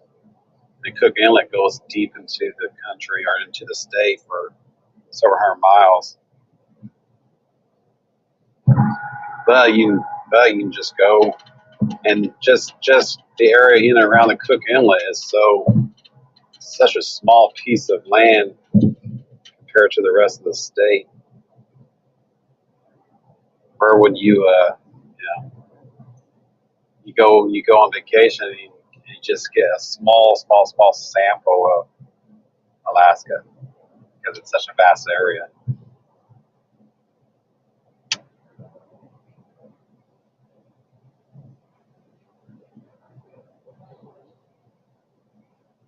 How far out are we from Melbourne? I have no idea. Actually, It's beautiful out here. I don't think we're too far out. We'll just go on, keep on going. Yep, there's a 5 there up ahead.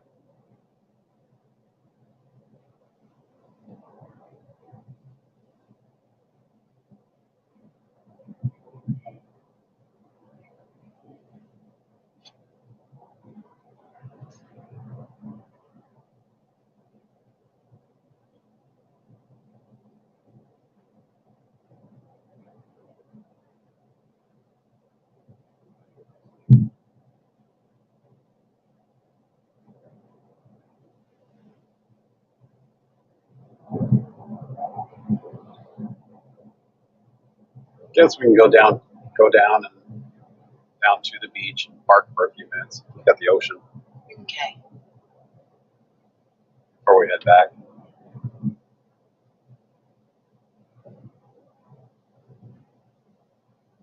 User's happy he's had some jerky.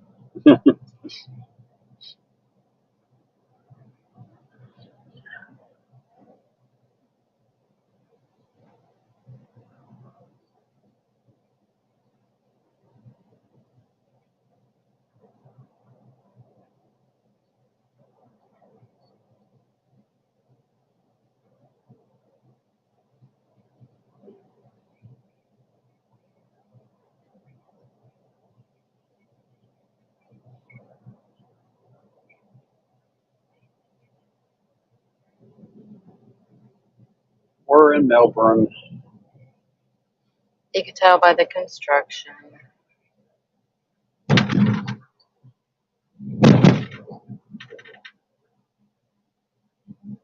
That's I-95 there.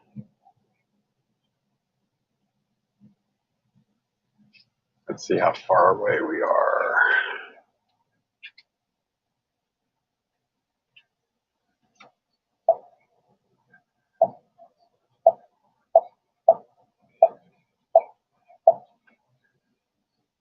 Maybe 5 miles.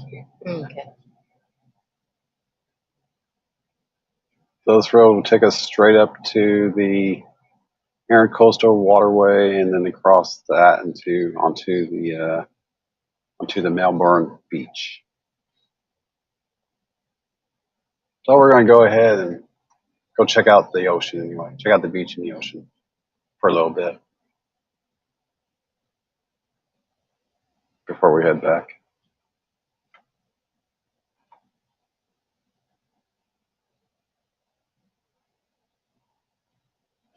You told Sal that I was buying fruit there, Nickel. Oh yeah, it is 6 o'clock, isn't it? Oh wait a minute, today's Friday. Yeah, he's on. Yeah. This is his Friday show. We'll have to be getting off soon and listening to Sal. His Scammer Friday shows.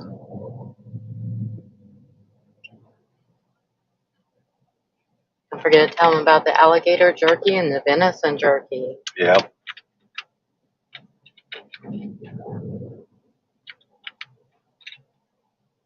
So Those tomatoes should be good with the hamburger. So we're in Melbourne, Florida, which is a coastal city. About 5 miles away is the ocean. We're going to continue eastbound through Melbourne to the ocean. We're going to go over to the beach there and just hang out there on the beach for a little bit. I don't know if we'll actually get out of the car or not. It's very hot out here, but it may actually be cool. 71 degrees. That's in the car. That's in the car. It says it's 88. It's actually cooler right now. 89 on my phone. But if there's a breeze coming off of the ocean, it'll actually be cooler.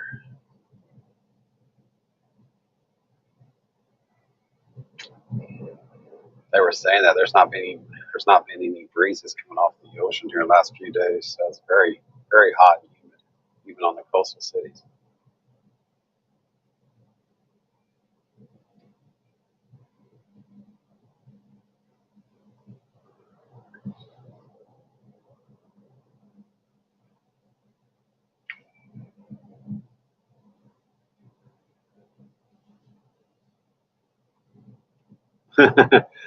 I was scared to tell them that you bought gators. I'll send him a petrified gator head to him. They sell them down there. They do. Does he not like that? I don't know.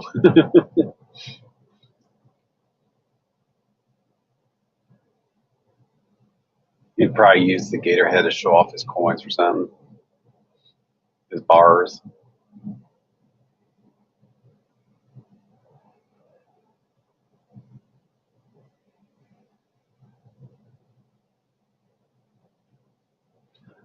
Say, what else is new down here? Look, a Tractor Supply store. Got that. You got that.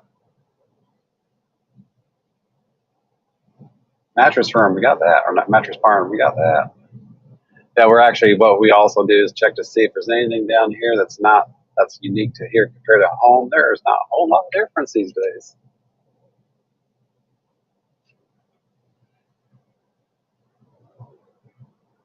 Your lazy boy stores.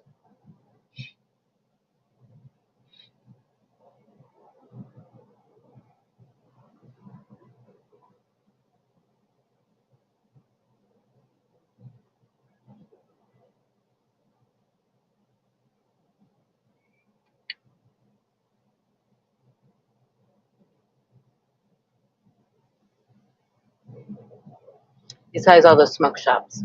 We don't have those at home yet. Not yet. Winn-Dixie. We don't have Winn-Dixies at home. Or Publix for that matter. They used to have Piggly Wigglies down here too. Do they even exist anymore? I don't know. Piggly Wiggly. Who has heard of Piggly Wiggly out here?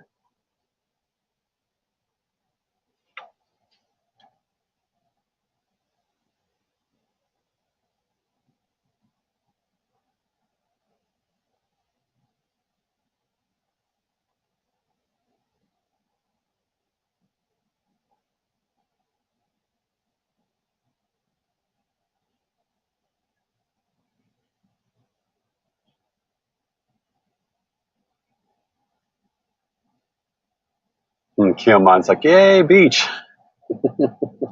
Don't know if we're going to get out of the car or not. We'll see. We'll see once we get over there. I'll be getting out of the car. Okay. We'll be getting out of the car when we get there. Don't mind. Not going to spend a whole lot of time over there, but we'll get out of the car. Always have to look at the ocean. Yeah, that's true. Don't have the right shoes on to walk the ocean. Take them off. Take them off. They'll clean.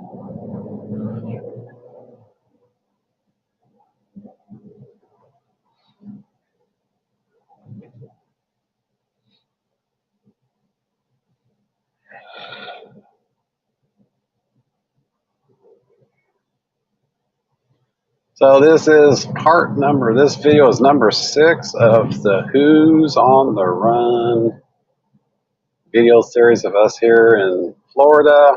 We are no longer in Central Florida. We're actually on the eastern coast Florida, at Melbourne, Florida.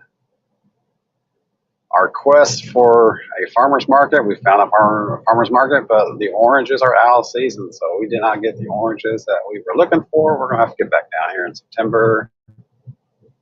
We do have some time coming off in September. Maybe we'll do that. That, or I'll just buy some from the Girl Scouts.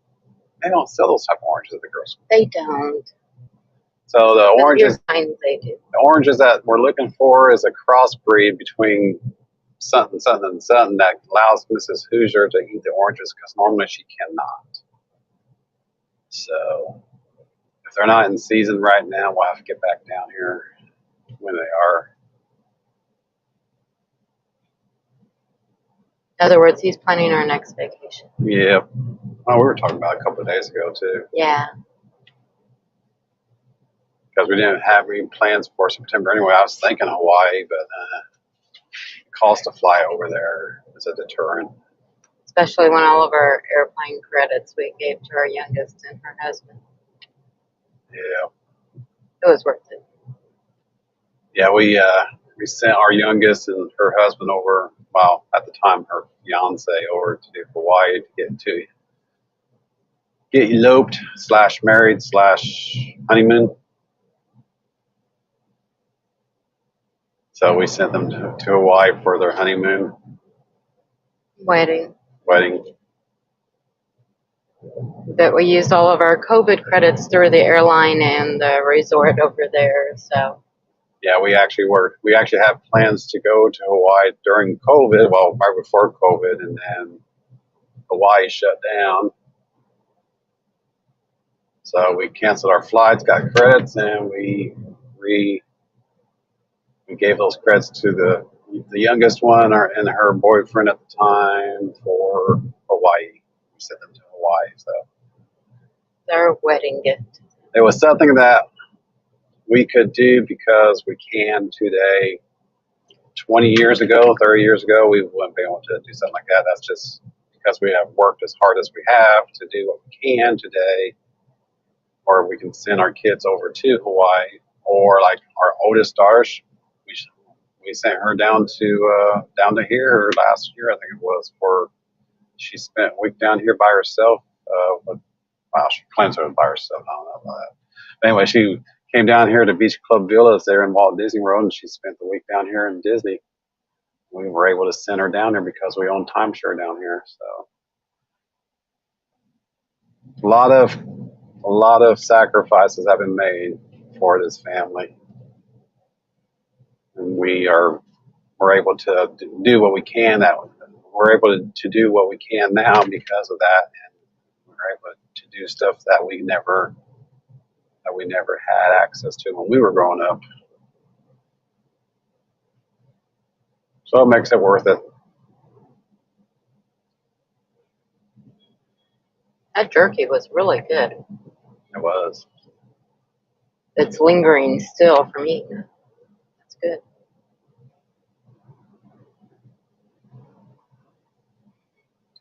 Kind we usually buy the prepackaged doesn't linger like that. No. Not even the ones we bought at Bucky. No.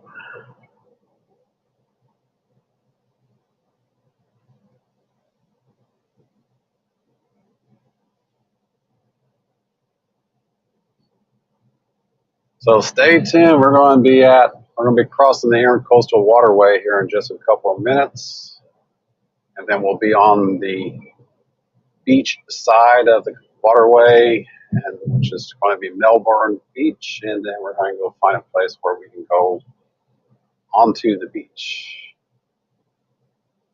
hang out there on the beach for a bit. So stay tuned. If you're interested, stay tuned, and do me a favor. Share me out, pimp me out. Let's see if we can get some other people involved in our venture to the beach. Our quest to the beach. So yeah, 9 degrees.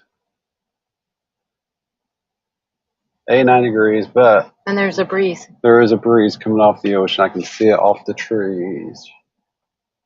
Dirty dog. Right there. Horse.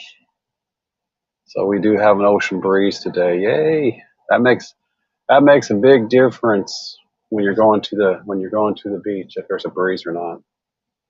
I remember the very first time I went to the beach. We were at Cocoa Beach, and I remember it was like mid-90s like it is today. This was like late July, early August. Mid-90s like it is today. We crossed over the dunes onto the beach. It was cool because we had that breeze coming off the ocean.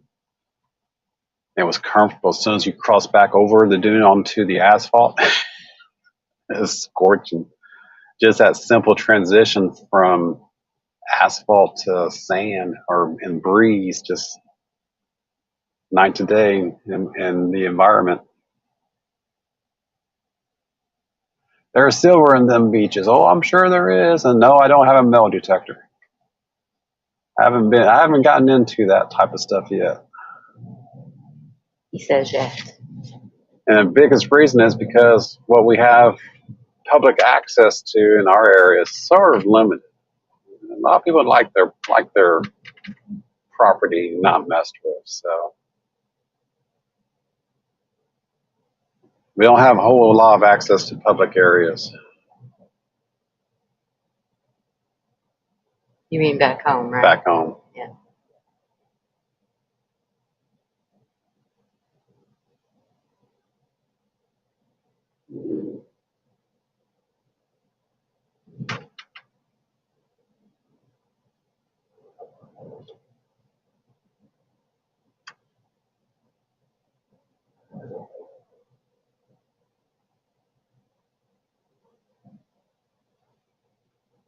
You can always tell when you're about ready to approach an ocean because the buildings start sprouting up.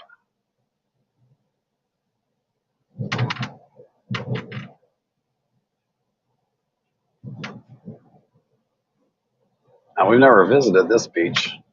We've never been to, I mean, we've been to basically I-95 back there. We've never actually been inside of Melbourne or the beach for that matter. So this is the first for us when it comes to this beach. Our beach visits have been Cocoa Beach, and then we went to a beach over by Tampa or Clearwater, Florida, many years ago.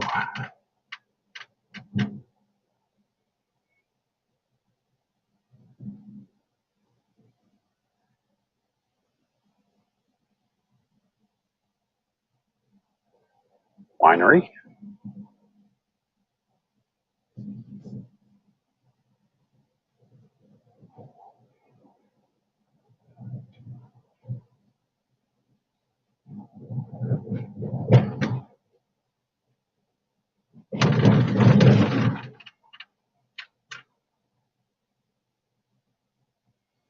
There's the bridge over the waterway.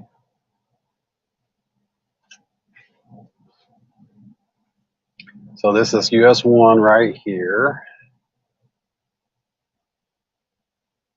US 1, I think, does run the entire East Coast. First US 1, and then there's Florida 1A1. I think 1 runs the entire East Coast.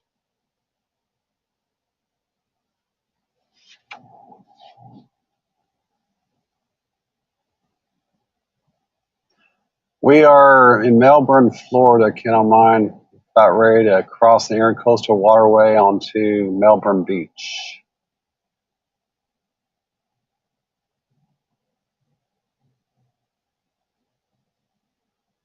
Yeah, I heard, okay, thank you, Andrew. Now, I heard, thanks for sharing me out.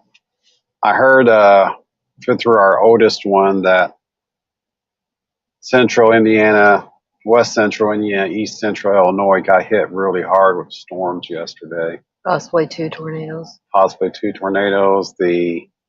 That's our old stomping area before we moved down to southern Indiana. But we still have people that we know, family up there. And we got worried about that really nasty storm. That storm actually did blow through our area, but by the time it got to southern Indiana, most of its energy had dissipated. But we still had enough wind to cause a few of our trees to lose branches. So we got a little bit of cleanup to do when we get back home, but nothing too severe. But yeah, central Indiana and all that area got hit hard. And we are there's the coast. I'll turn that camera that way so you guys can see the waterway as we head over this bridge. Don't know how much you're going to see because there's the barriers and sidewalk, but hey, might be able to see a little bit. This is the coastal waterway.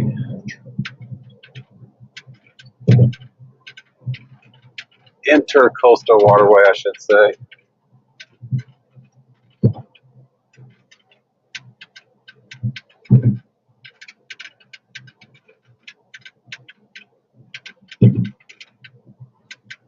But that ain't the ocean, not yet.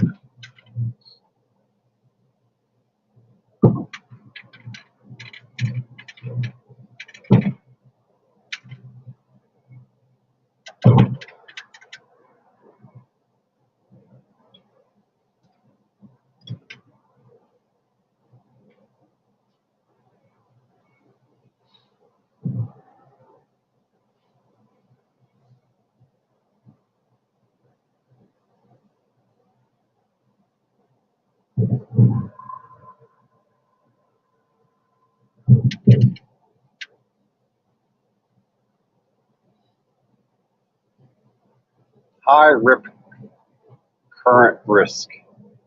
Now we're not going to be going that deep into the ocean.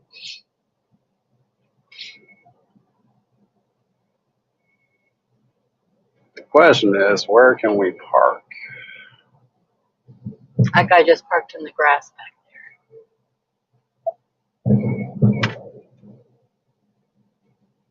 There's parking. We got a little ways yet. Yeah.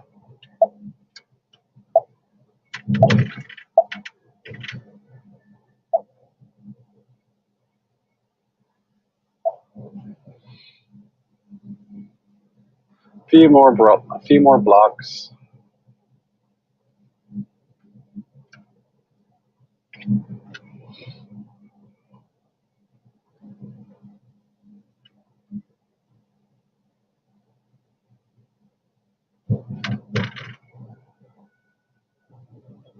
Can't see. Look in our bank.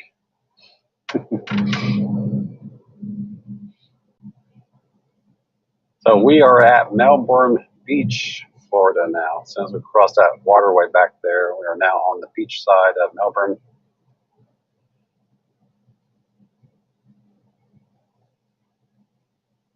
Coming up on Highway 1A1, which is the Florida Coast Highway. I believe it goes the entire length of the state. I'm not positive on that. Must turn right. Must turn right. So we're going to turn right. And we're going to look for a public place to go.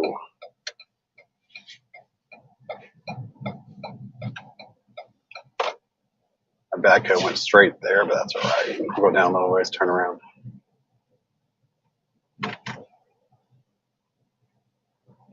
Look for public beach access signs.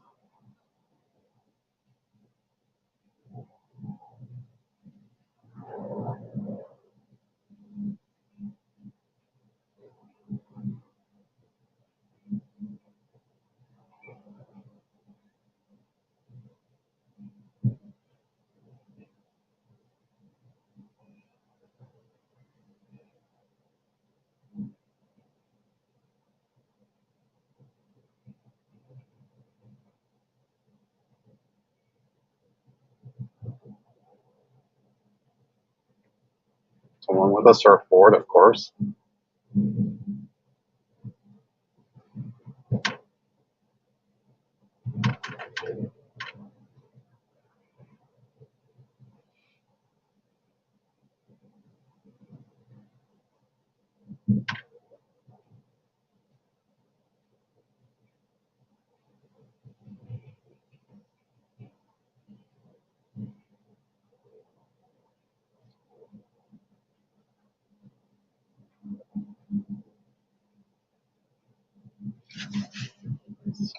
Turn here. Seems like the public access points are here where these crosswalks are. Let's see here. Beach access. Beach access.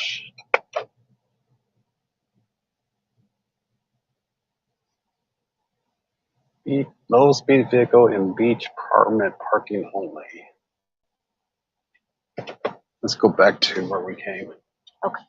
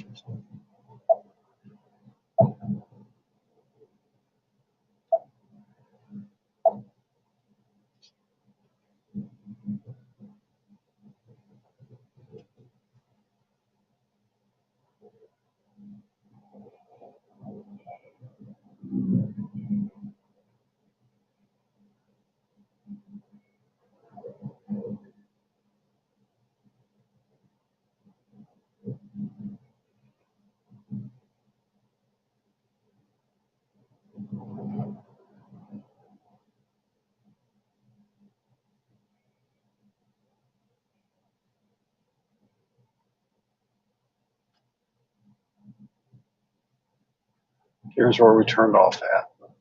So let's go that way.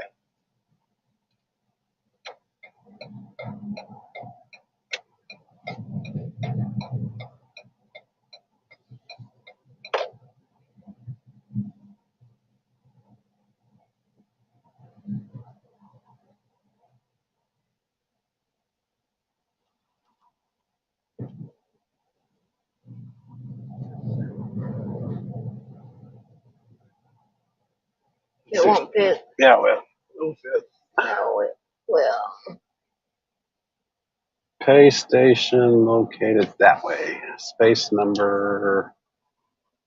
Not sure what space number this is. You know what? These people right here are loading up. I'll reposition after they pull out. We're almost here, folks. Right on the other side of that green stuff is the ocean.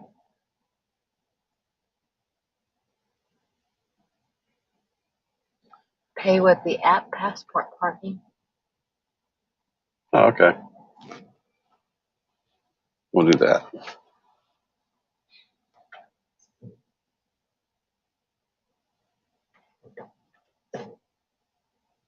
Let her not know I'm going back up a bit. We're going to back up a little bit so you can get in your car. Okay. Little tight.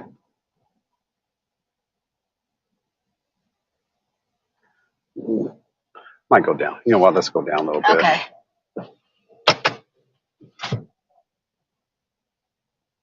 Let's go down just a hair. Oh, spaces are on the asphalt. Number 215. Is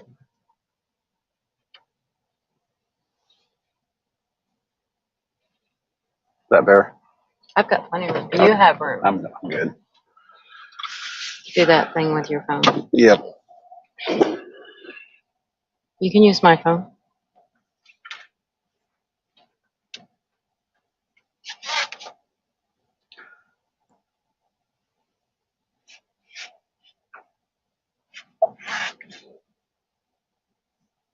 We are getting us in here to pay for this parking, and then we're going to get out.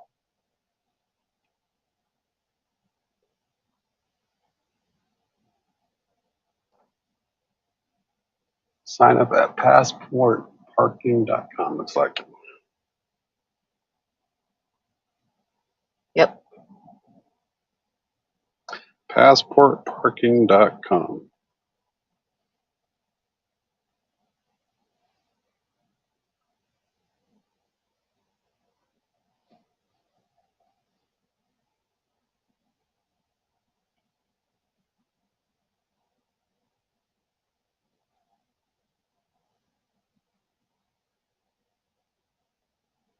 One moment, folks, while we do this.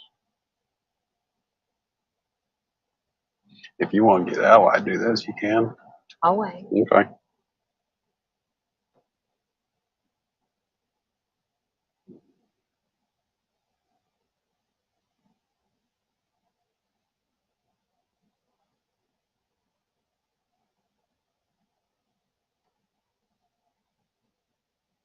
Getting signed in. Text message 087302.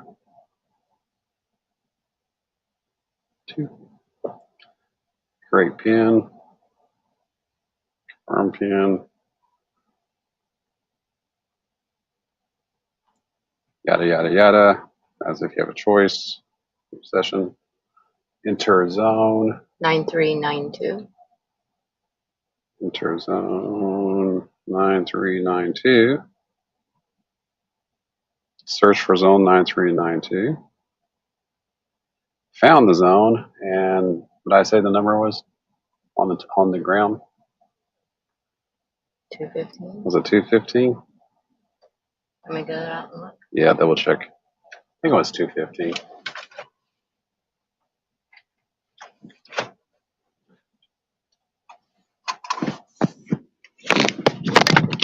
Pretty sure it was 215 or 218, something like that.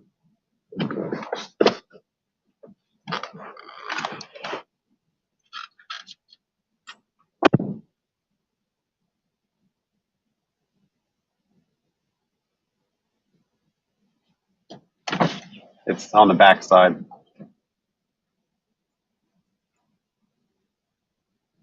Can you see it? 216. Okay. They win. Right there. So 6:30, 7:30. Yeah, I think an hour. How long do you think we'll be here? An hour? Yeah, maybe an hour and a half. Okay, we'll go 2 hours Okay. at $2.50 an hour.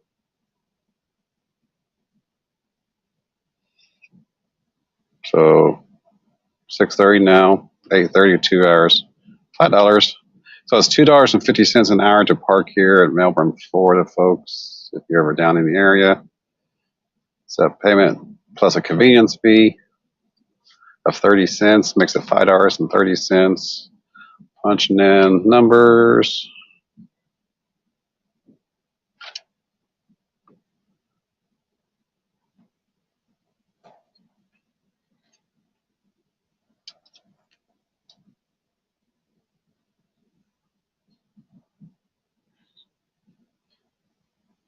Zip code. Save.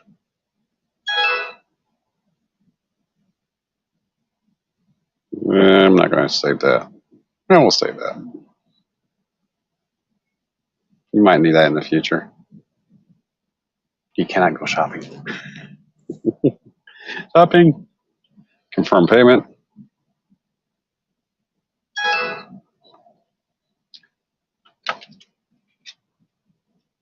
All right.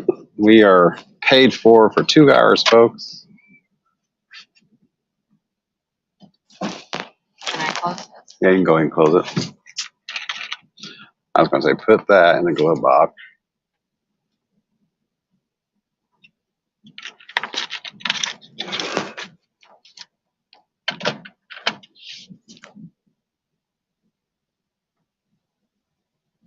I'll leave that on there.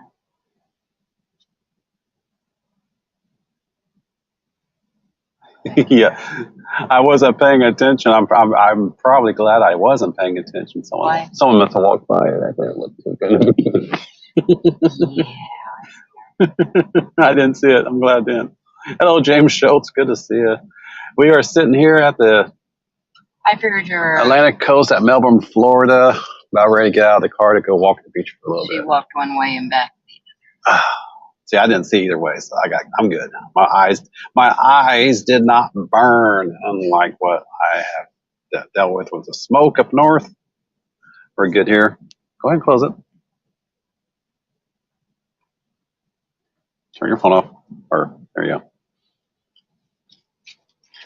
I'm not going to leave it in the car. Where you gonna put it? In the glove box. Yeah.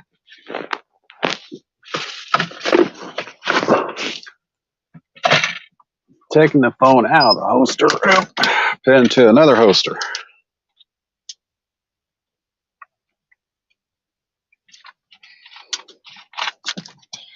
What? Don't be saying damn, you're on the mic. I'm not. I flipped it off. Oh. Hang on. I think I just lost the connection here because I hit the button. Okay, we're back. Back. All right, we're back.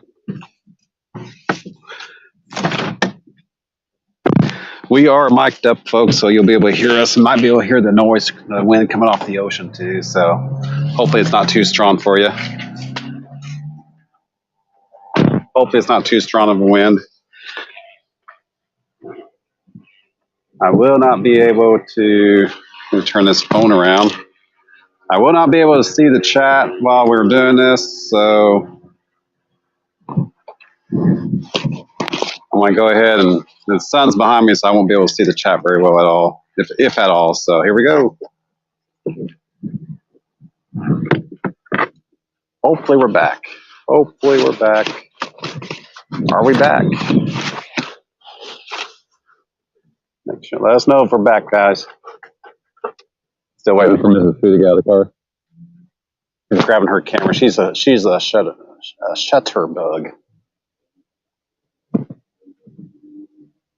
hopefully we're back. Let me know.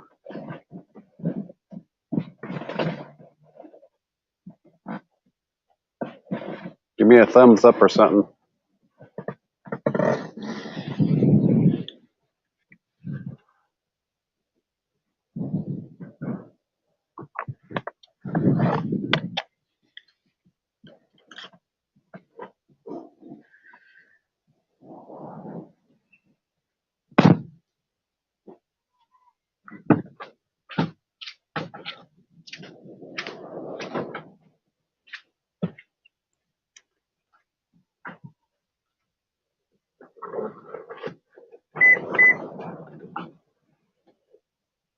All right, I think I'm back.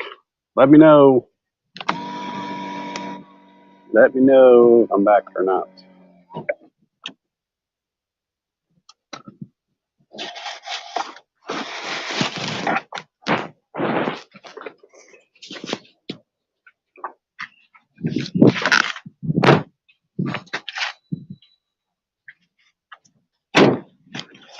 Hope I'm back.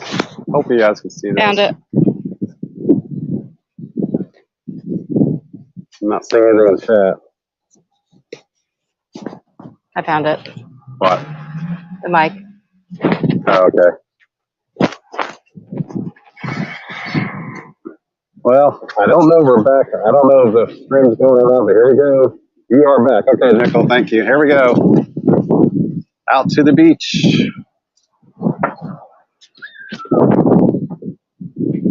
Hey. Well, not to the beach quite yet. We're on the boardwalk.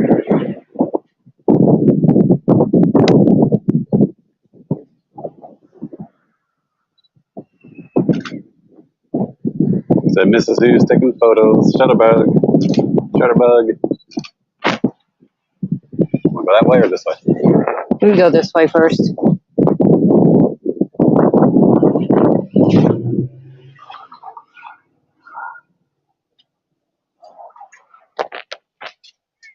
Watch that crow. It's a Karen bird. It's probably found a body. Yeah, I'm on the mic. Okay. Yes, you are. I have a morbid sense of humor. Sorry, people. All, as Pirate said yesterday, all kinds of people. So the wind's strong in the microphone, folks. Sorry, I don't have any socks on the phone on the mics.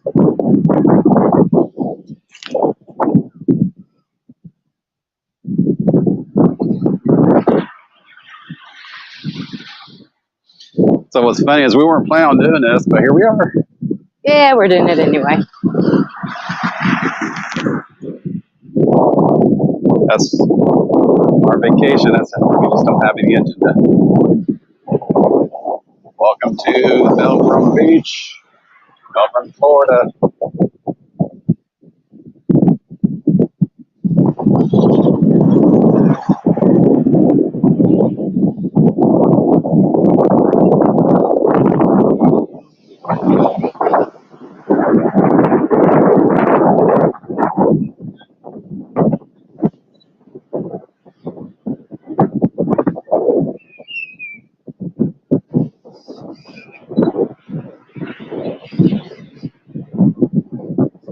See you later there, Andrew. We'll be on here for a little while.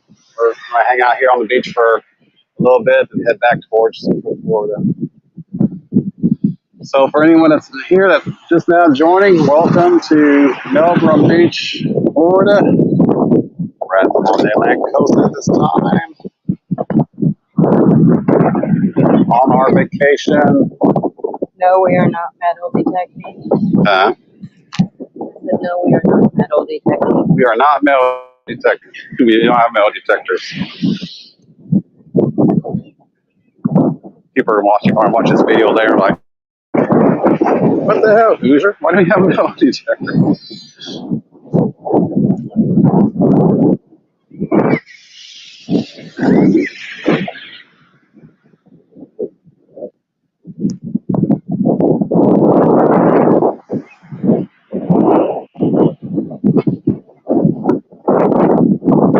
Again, to the tire tracks, it might be a little more packed. I'll walk easier.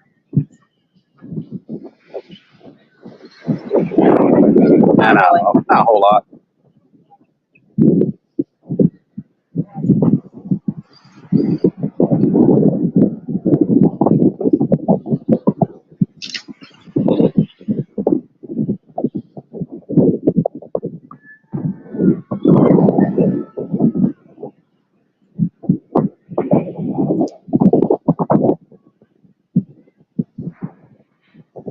I cannot see the chat, folks. So if you're out there, welcome.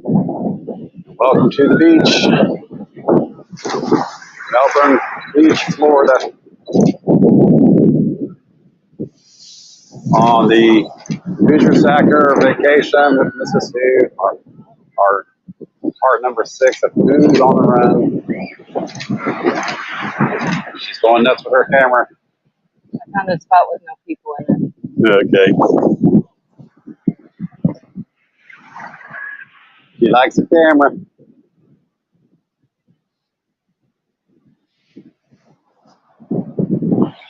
What's that?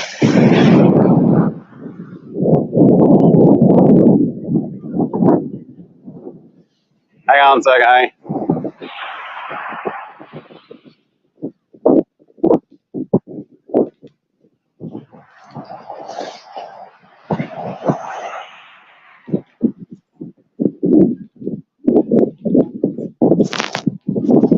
Okay. I couldn't remember if I locked the car or not. Oh, she's taking advantage of the opportunity to take a picture on the dune. I couldn't remember if I locked the car or not. Like, did I lock the car? So I went on top of the dune. I could hear the car honk when I locked it.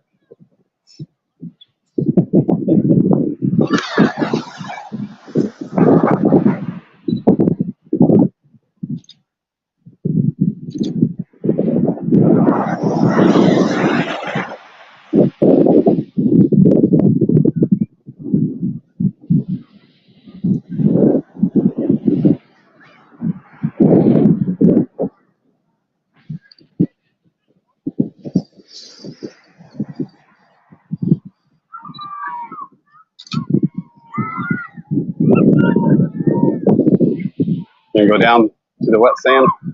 We can. Be easier walking. You said that about the tire track. I did. I'm not having problems walking. I'm not either. I figure we want to get down here to the ocean anyway.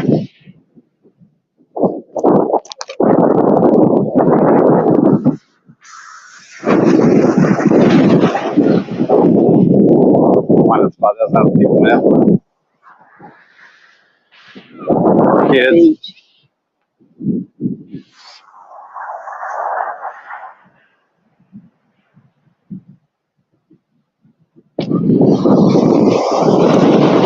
So for people that don't know, There's going to be more wave noise down there.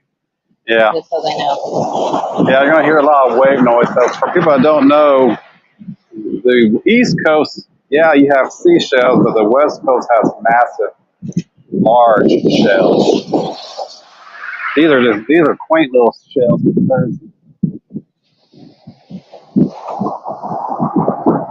Hello, Gregory Freeman. Good to see you. Gregory says hi. Hi. Trying to block the wind noise too.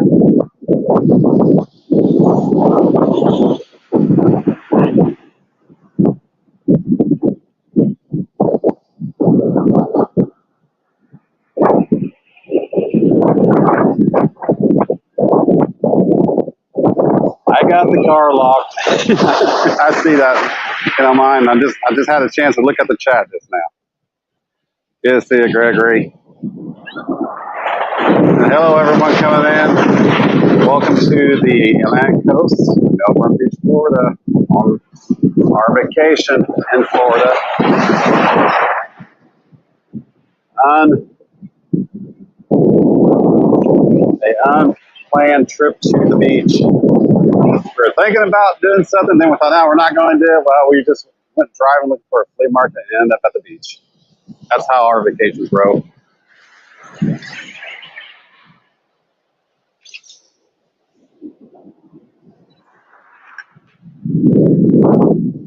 Now watch out, we don't get little kitties on the video. Let's see how.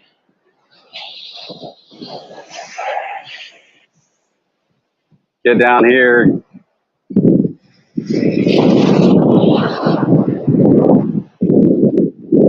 I don't know if you guys can hear the waves or not, but you can see them. I'm gonna get wet. Ah.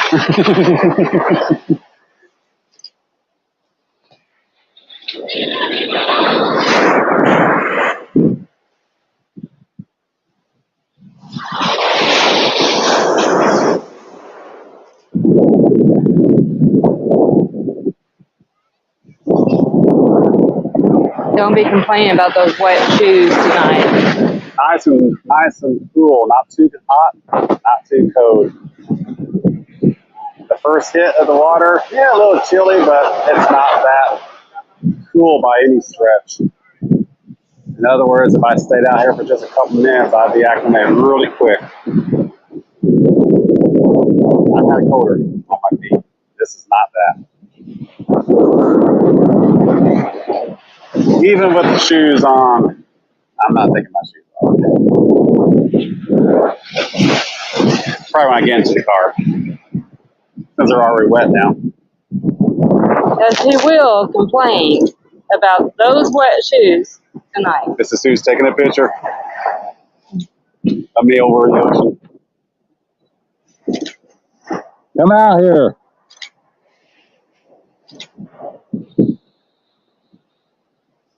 It's not that bad, really. I'm not getting my shoes wet. Oh, they'll dry. The shoes will dry. Wow.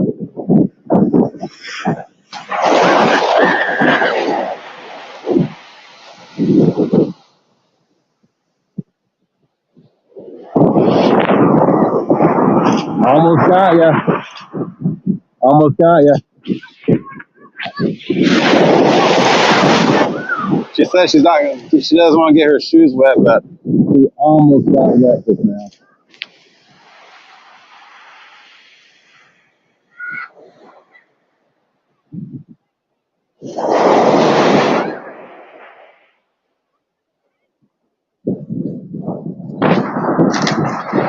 Yeah, you almost got wet. Yeah, I know. I've been watching it. It got all the way up to about right here. It actually got up to the tip of my shoes.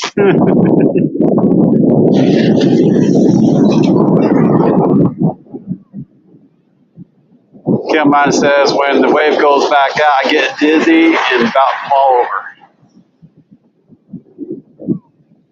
That's all goes surfing, says Nickel. I can see the chat on. Got the my shadows blocking the sun, so I can see the chat for a little bit.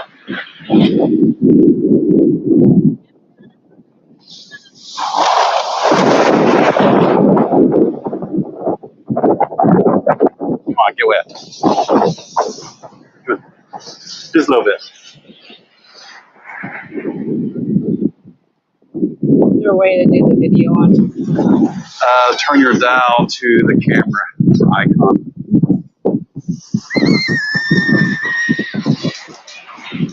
Yeah, that one there.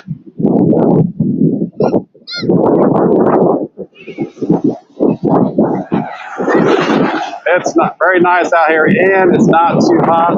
There is an ocean breeze, which hasn't been around, I guess, for the last several days. So there is an ocean breeze. That makes all the difference in the world. So we have a nice cooler temperature air coming off of the ocean. And it feels good. The sun's on our backs, but because of the breeze coming off the ocean, it don't really notice it. And we're in full dress, shoes, socks, and everything, and it's comfortable out here.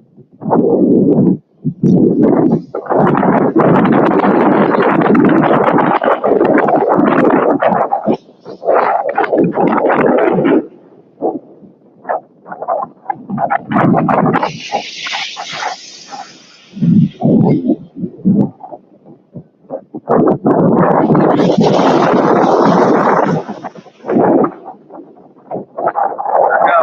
gonna get wet. Yay! Got wet. Come on, get out here. She got wet. She got wet.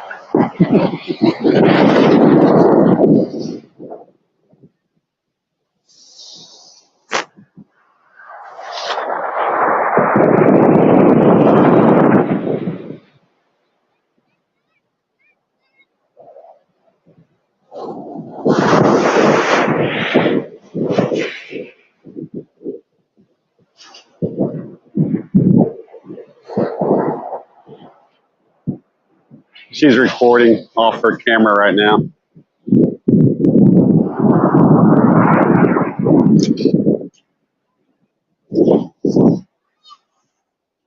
And she runs away. Run away. Where are you going?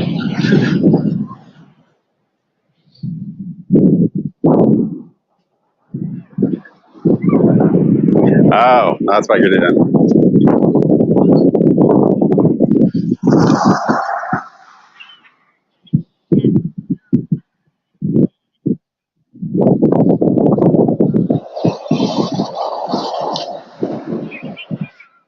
I guess I better take mine off too. Already wet. Huh? Yours are already wet. But you can take them off if you want. Here, hold this for a second. I want to take them off. They're already wet, but I'd rather be in the toes. I'd rather my sand be or my toes be in the sand anyway. Almost fell on my butt.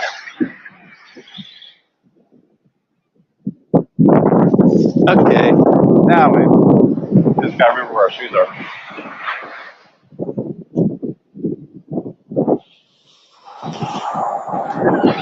If we walk straight out, we'll find our shoes. If they disappear, I guess we'll have to buy new shoes. Shoot, I'll have to go shopping. Oh no! You're welcome there, Gregory. Enjoy it.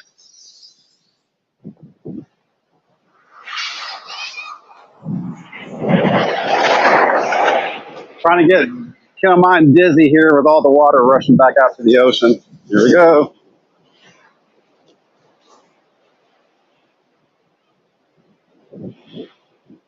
Get dizzy, can I mine?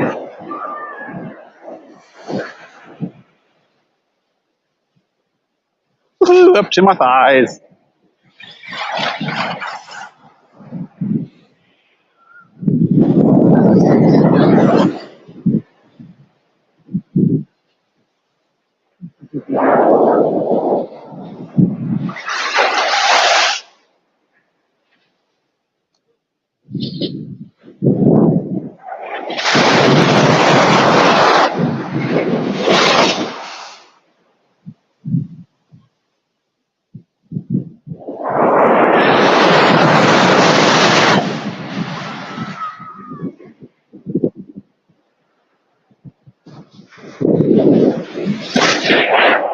Big wave.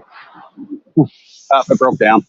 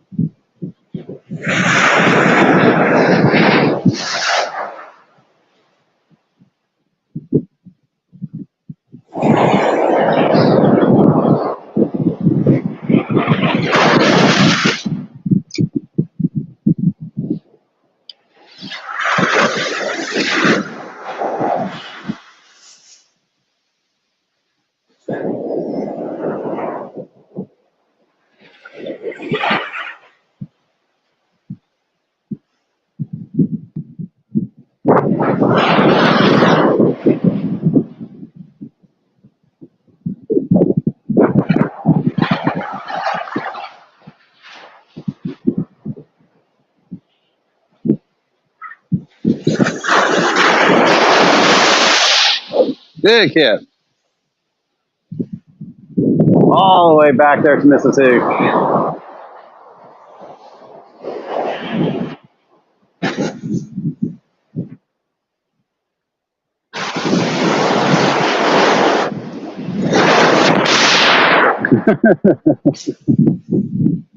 I haven't moved, the tide's coming in.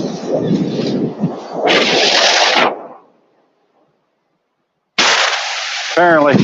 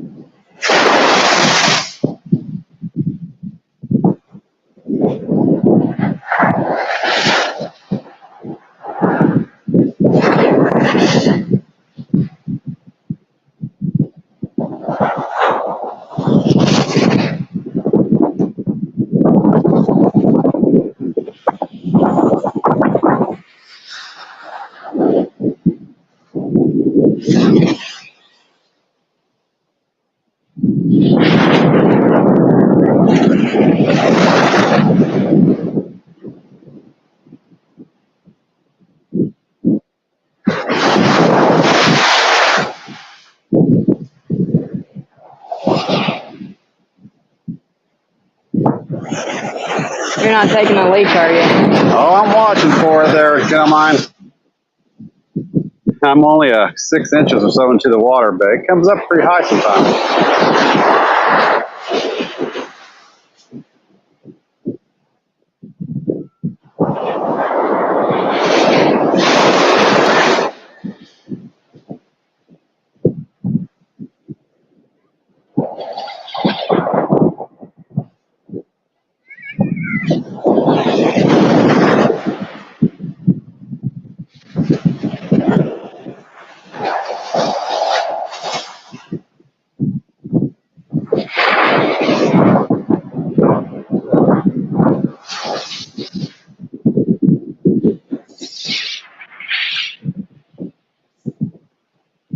So the question I asked was, can you guys hear the waves?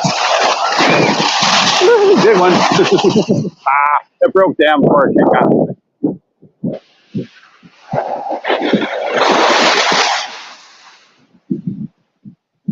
If I go 6 feet out further, I'll go underwater.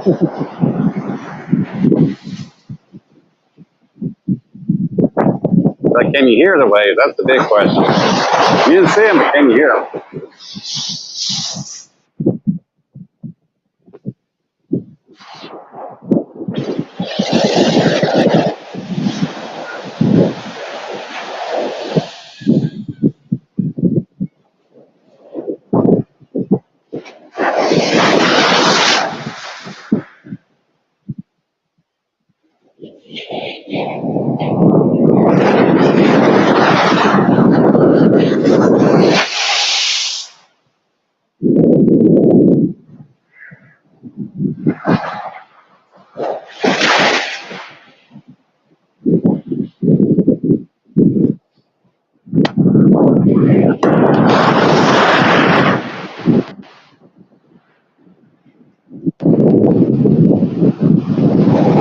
Just try that, see if you guys can hear it better.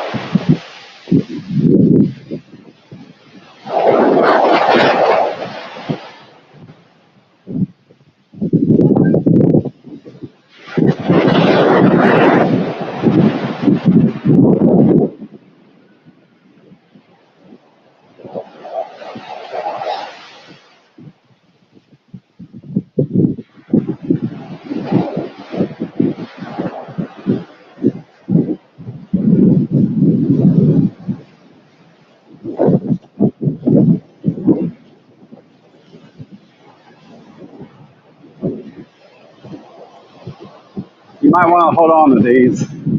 Where's your other phone? In the car. Okay. Sure. I gave Mrs. Sue the keys in case I don't want those getting wet. I forget a new phone. That last wave was pretty high up on my thigh. There it goes. salt water will totally destroy a phone if it gets soaked in it. We learned that a few years ago here. Nope, it was in Hawaii. We all four had to get new phones. We pushed each other in the salt water.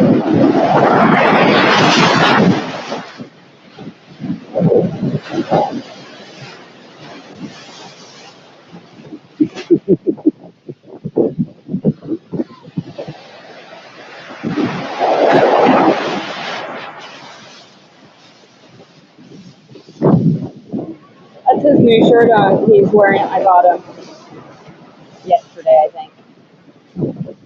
I do believe the tide's coming in.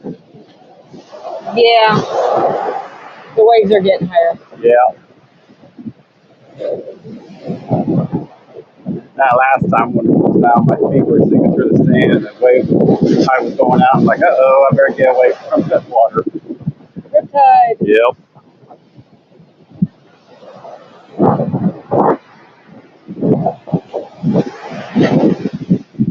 I'm wondering where's my feet are. When you want it, it won't happen. I know. You're not out there for it to try to take away.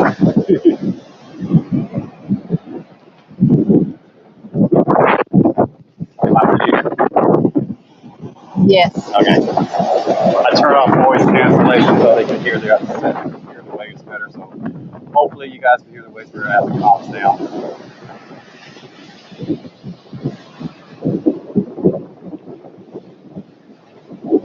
As it calms down. Look at that moon over there. It's almost full. Yeah. Here she was this time. Not yet. You can get me way in.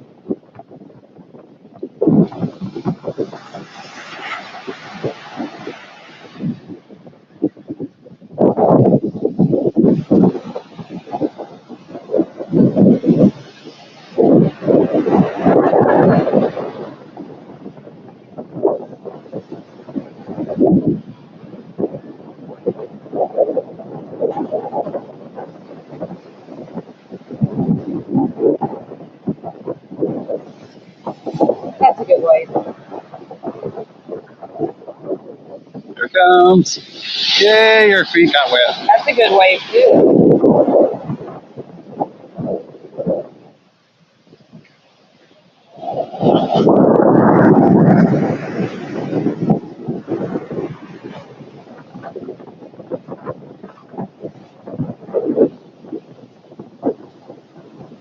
Okay, I'm clean. You're clean? She's done.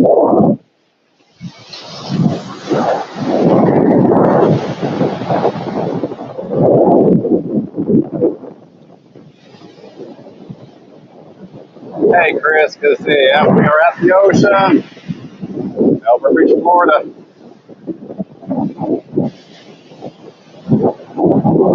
Unplanned trip to the ocean. We were just looking for a flea market and thought, well, we'll just keep going east and got ourselves on the ocean. Welcome. Hopefully, everything's sounding good, looking good. I think the tide's coming in. That's some pretty good waves there just a few minutes ago.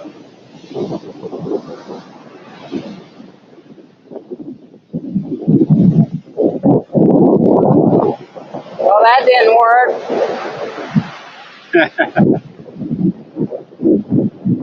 Yeah, I think the tide is coming in and it's just within the last half an hour or so because when we first got here, the water was not coming up to as far up onto the beach as it is now. Mrs. Sue was back there trying to stay dry and she got wet all the way back there. So the socks and shoes came off.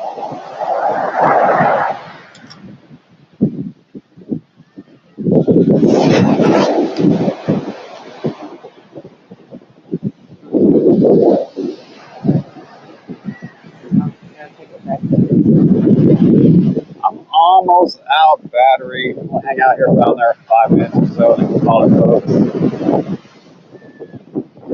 Make sure to smash my thumb coming in. You know that you're here and you can hear the waves. And you hear the waves, you can see them. The moon is directly above right there, so I think it's bringing in the ocean as we speak.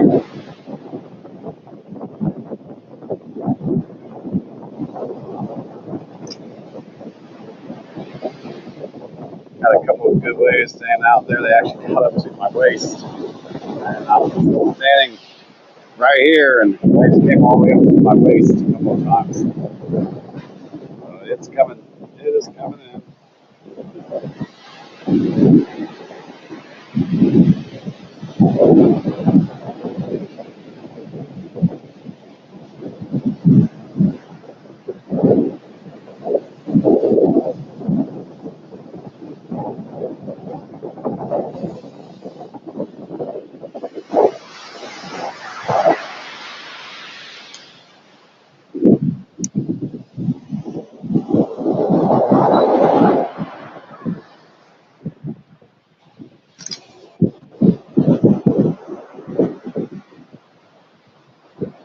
Unlike Hawaii, which is forbidden to take something from the beach, from the ocean, it is forbidden in Hawaii by culture, taboo. I'm here in Mississippi right now.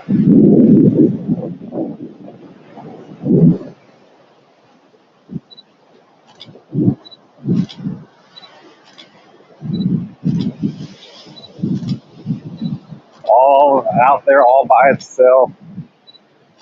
All out there by itself. For you, Thank you. that is, we're not in Hawaii, so we can actually do that.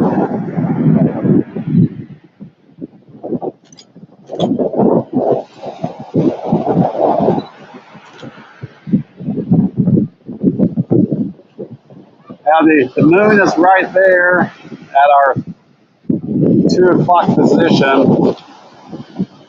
So yeah, it should be bringing the tide in here really soon. It's probably just starting.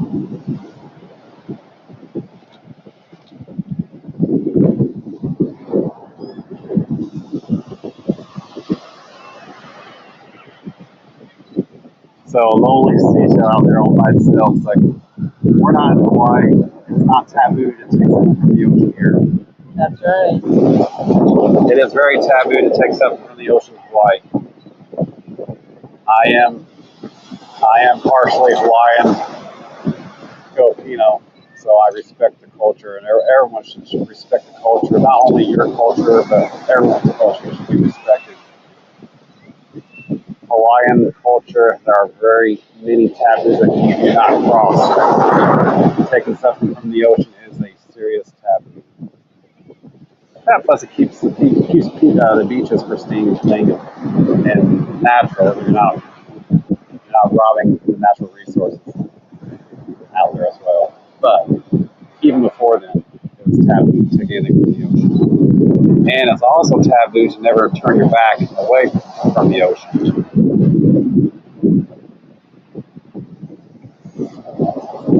Now, the Atlantic Ocean, for me, I can swim, but I cannot float out in Hawaii. The Pacific Ocean, I can sit out there and float all day long without any effort whatsoever, without any exertion whatsoever. Atlantic Ocean, I have to remain moving in order to stay afloat. Hawaii, I can just sit there and relax. Don't even have to lay back. I can just sit there and relax. I just bob it with the ocean waves.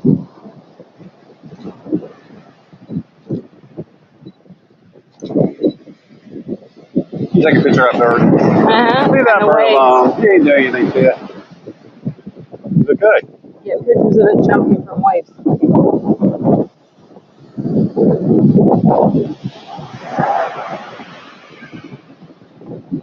You're not out there anymore. What else am I supposed to do? A couple of those waves came in pretty hot. And high. I'm like, oh, I better pull back a little bit.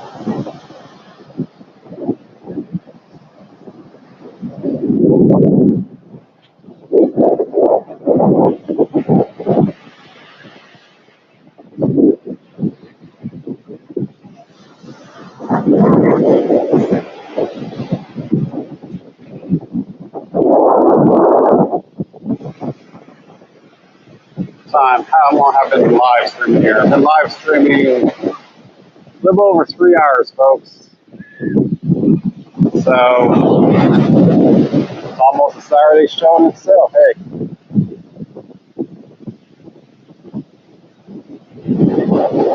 not so simple here. Hey, you don't mind. Not so simple.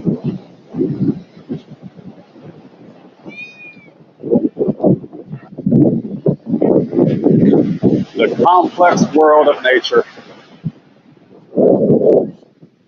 One more time, get wet.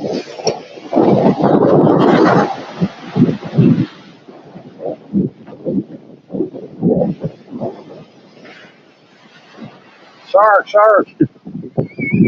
That reminds me, years ago, our very first trip to the ocean, myself and my younger daughter, my older daughter, were all out together in the ocean, enjoying waves, and Mrs. Who's sitting down on the beach, in the beach chair, recording, and she sees a fin bob up and down a couple of times. I didn't know what was going on. I couldn't see her. I don't know if she's trying to whip us down or what. I want to ask her. But I watched the video afterwards, and yeah, you see the fin bob up and down a couple times. Right behind us, maybe 10 feet, 15 feet. We're not, even to this day, we don't know if it was a shark or if it was a dolphin or what, but it was some fishy fish.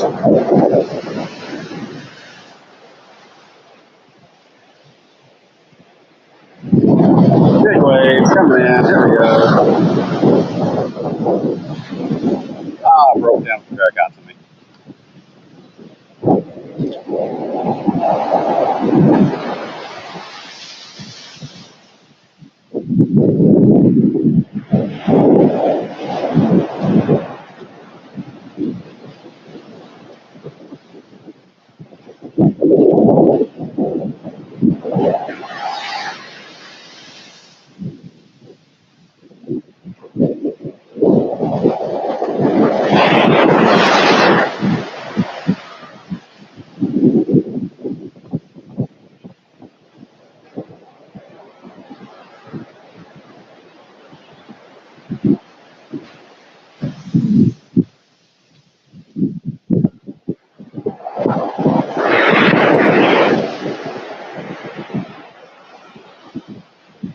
Backing away from the ocean, respecting her.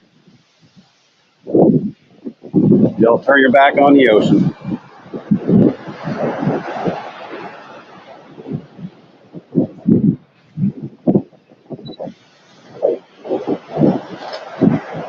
Of course, I could sit here and do this all night long, but my battery can only last so long, and I'm sure you guys will get bored of the oceans eventually anyway, right? Not. But there you have it from Who's on the Run, part number 6, our trip to Florida. I'm behind you. We are sitting here. I just about fell on Mrs. Hoosier in my shoes. I warned you. Unless you want to buy me a new phone, be careful.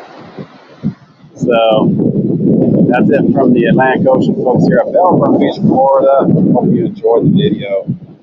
Yeah, it was 3 hours, and only the last half an hour was the most enjoyable, but it was worth it. Oh, I want to turn my camera down for this guy gets into my view because you don't want to. Trust me, you do not want to see that, folks. Oh, damn, he got in there for a second. Everyone for day. We'll see you next time on the next stream or next video. Not done yet recording out here in Florida. Well, take care. See ya.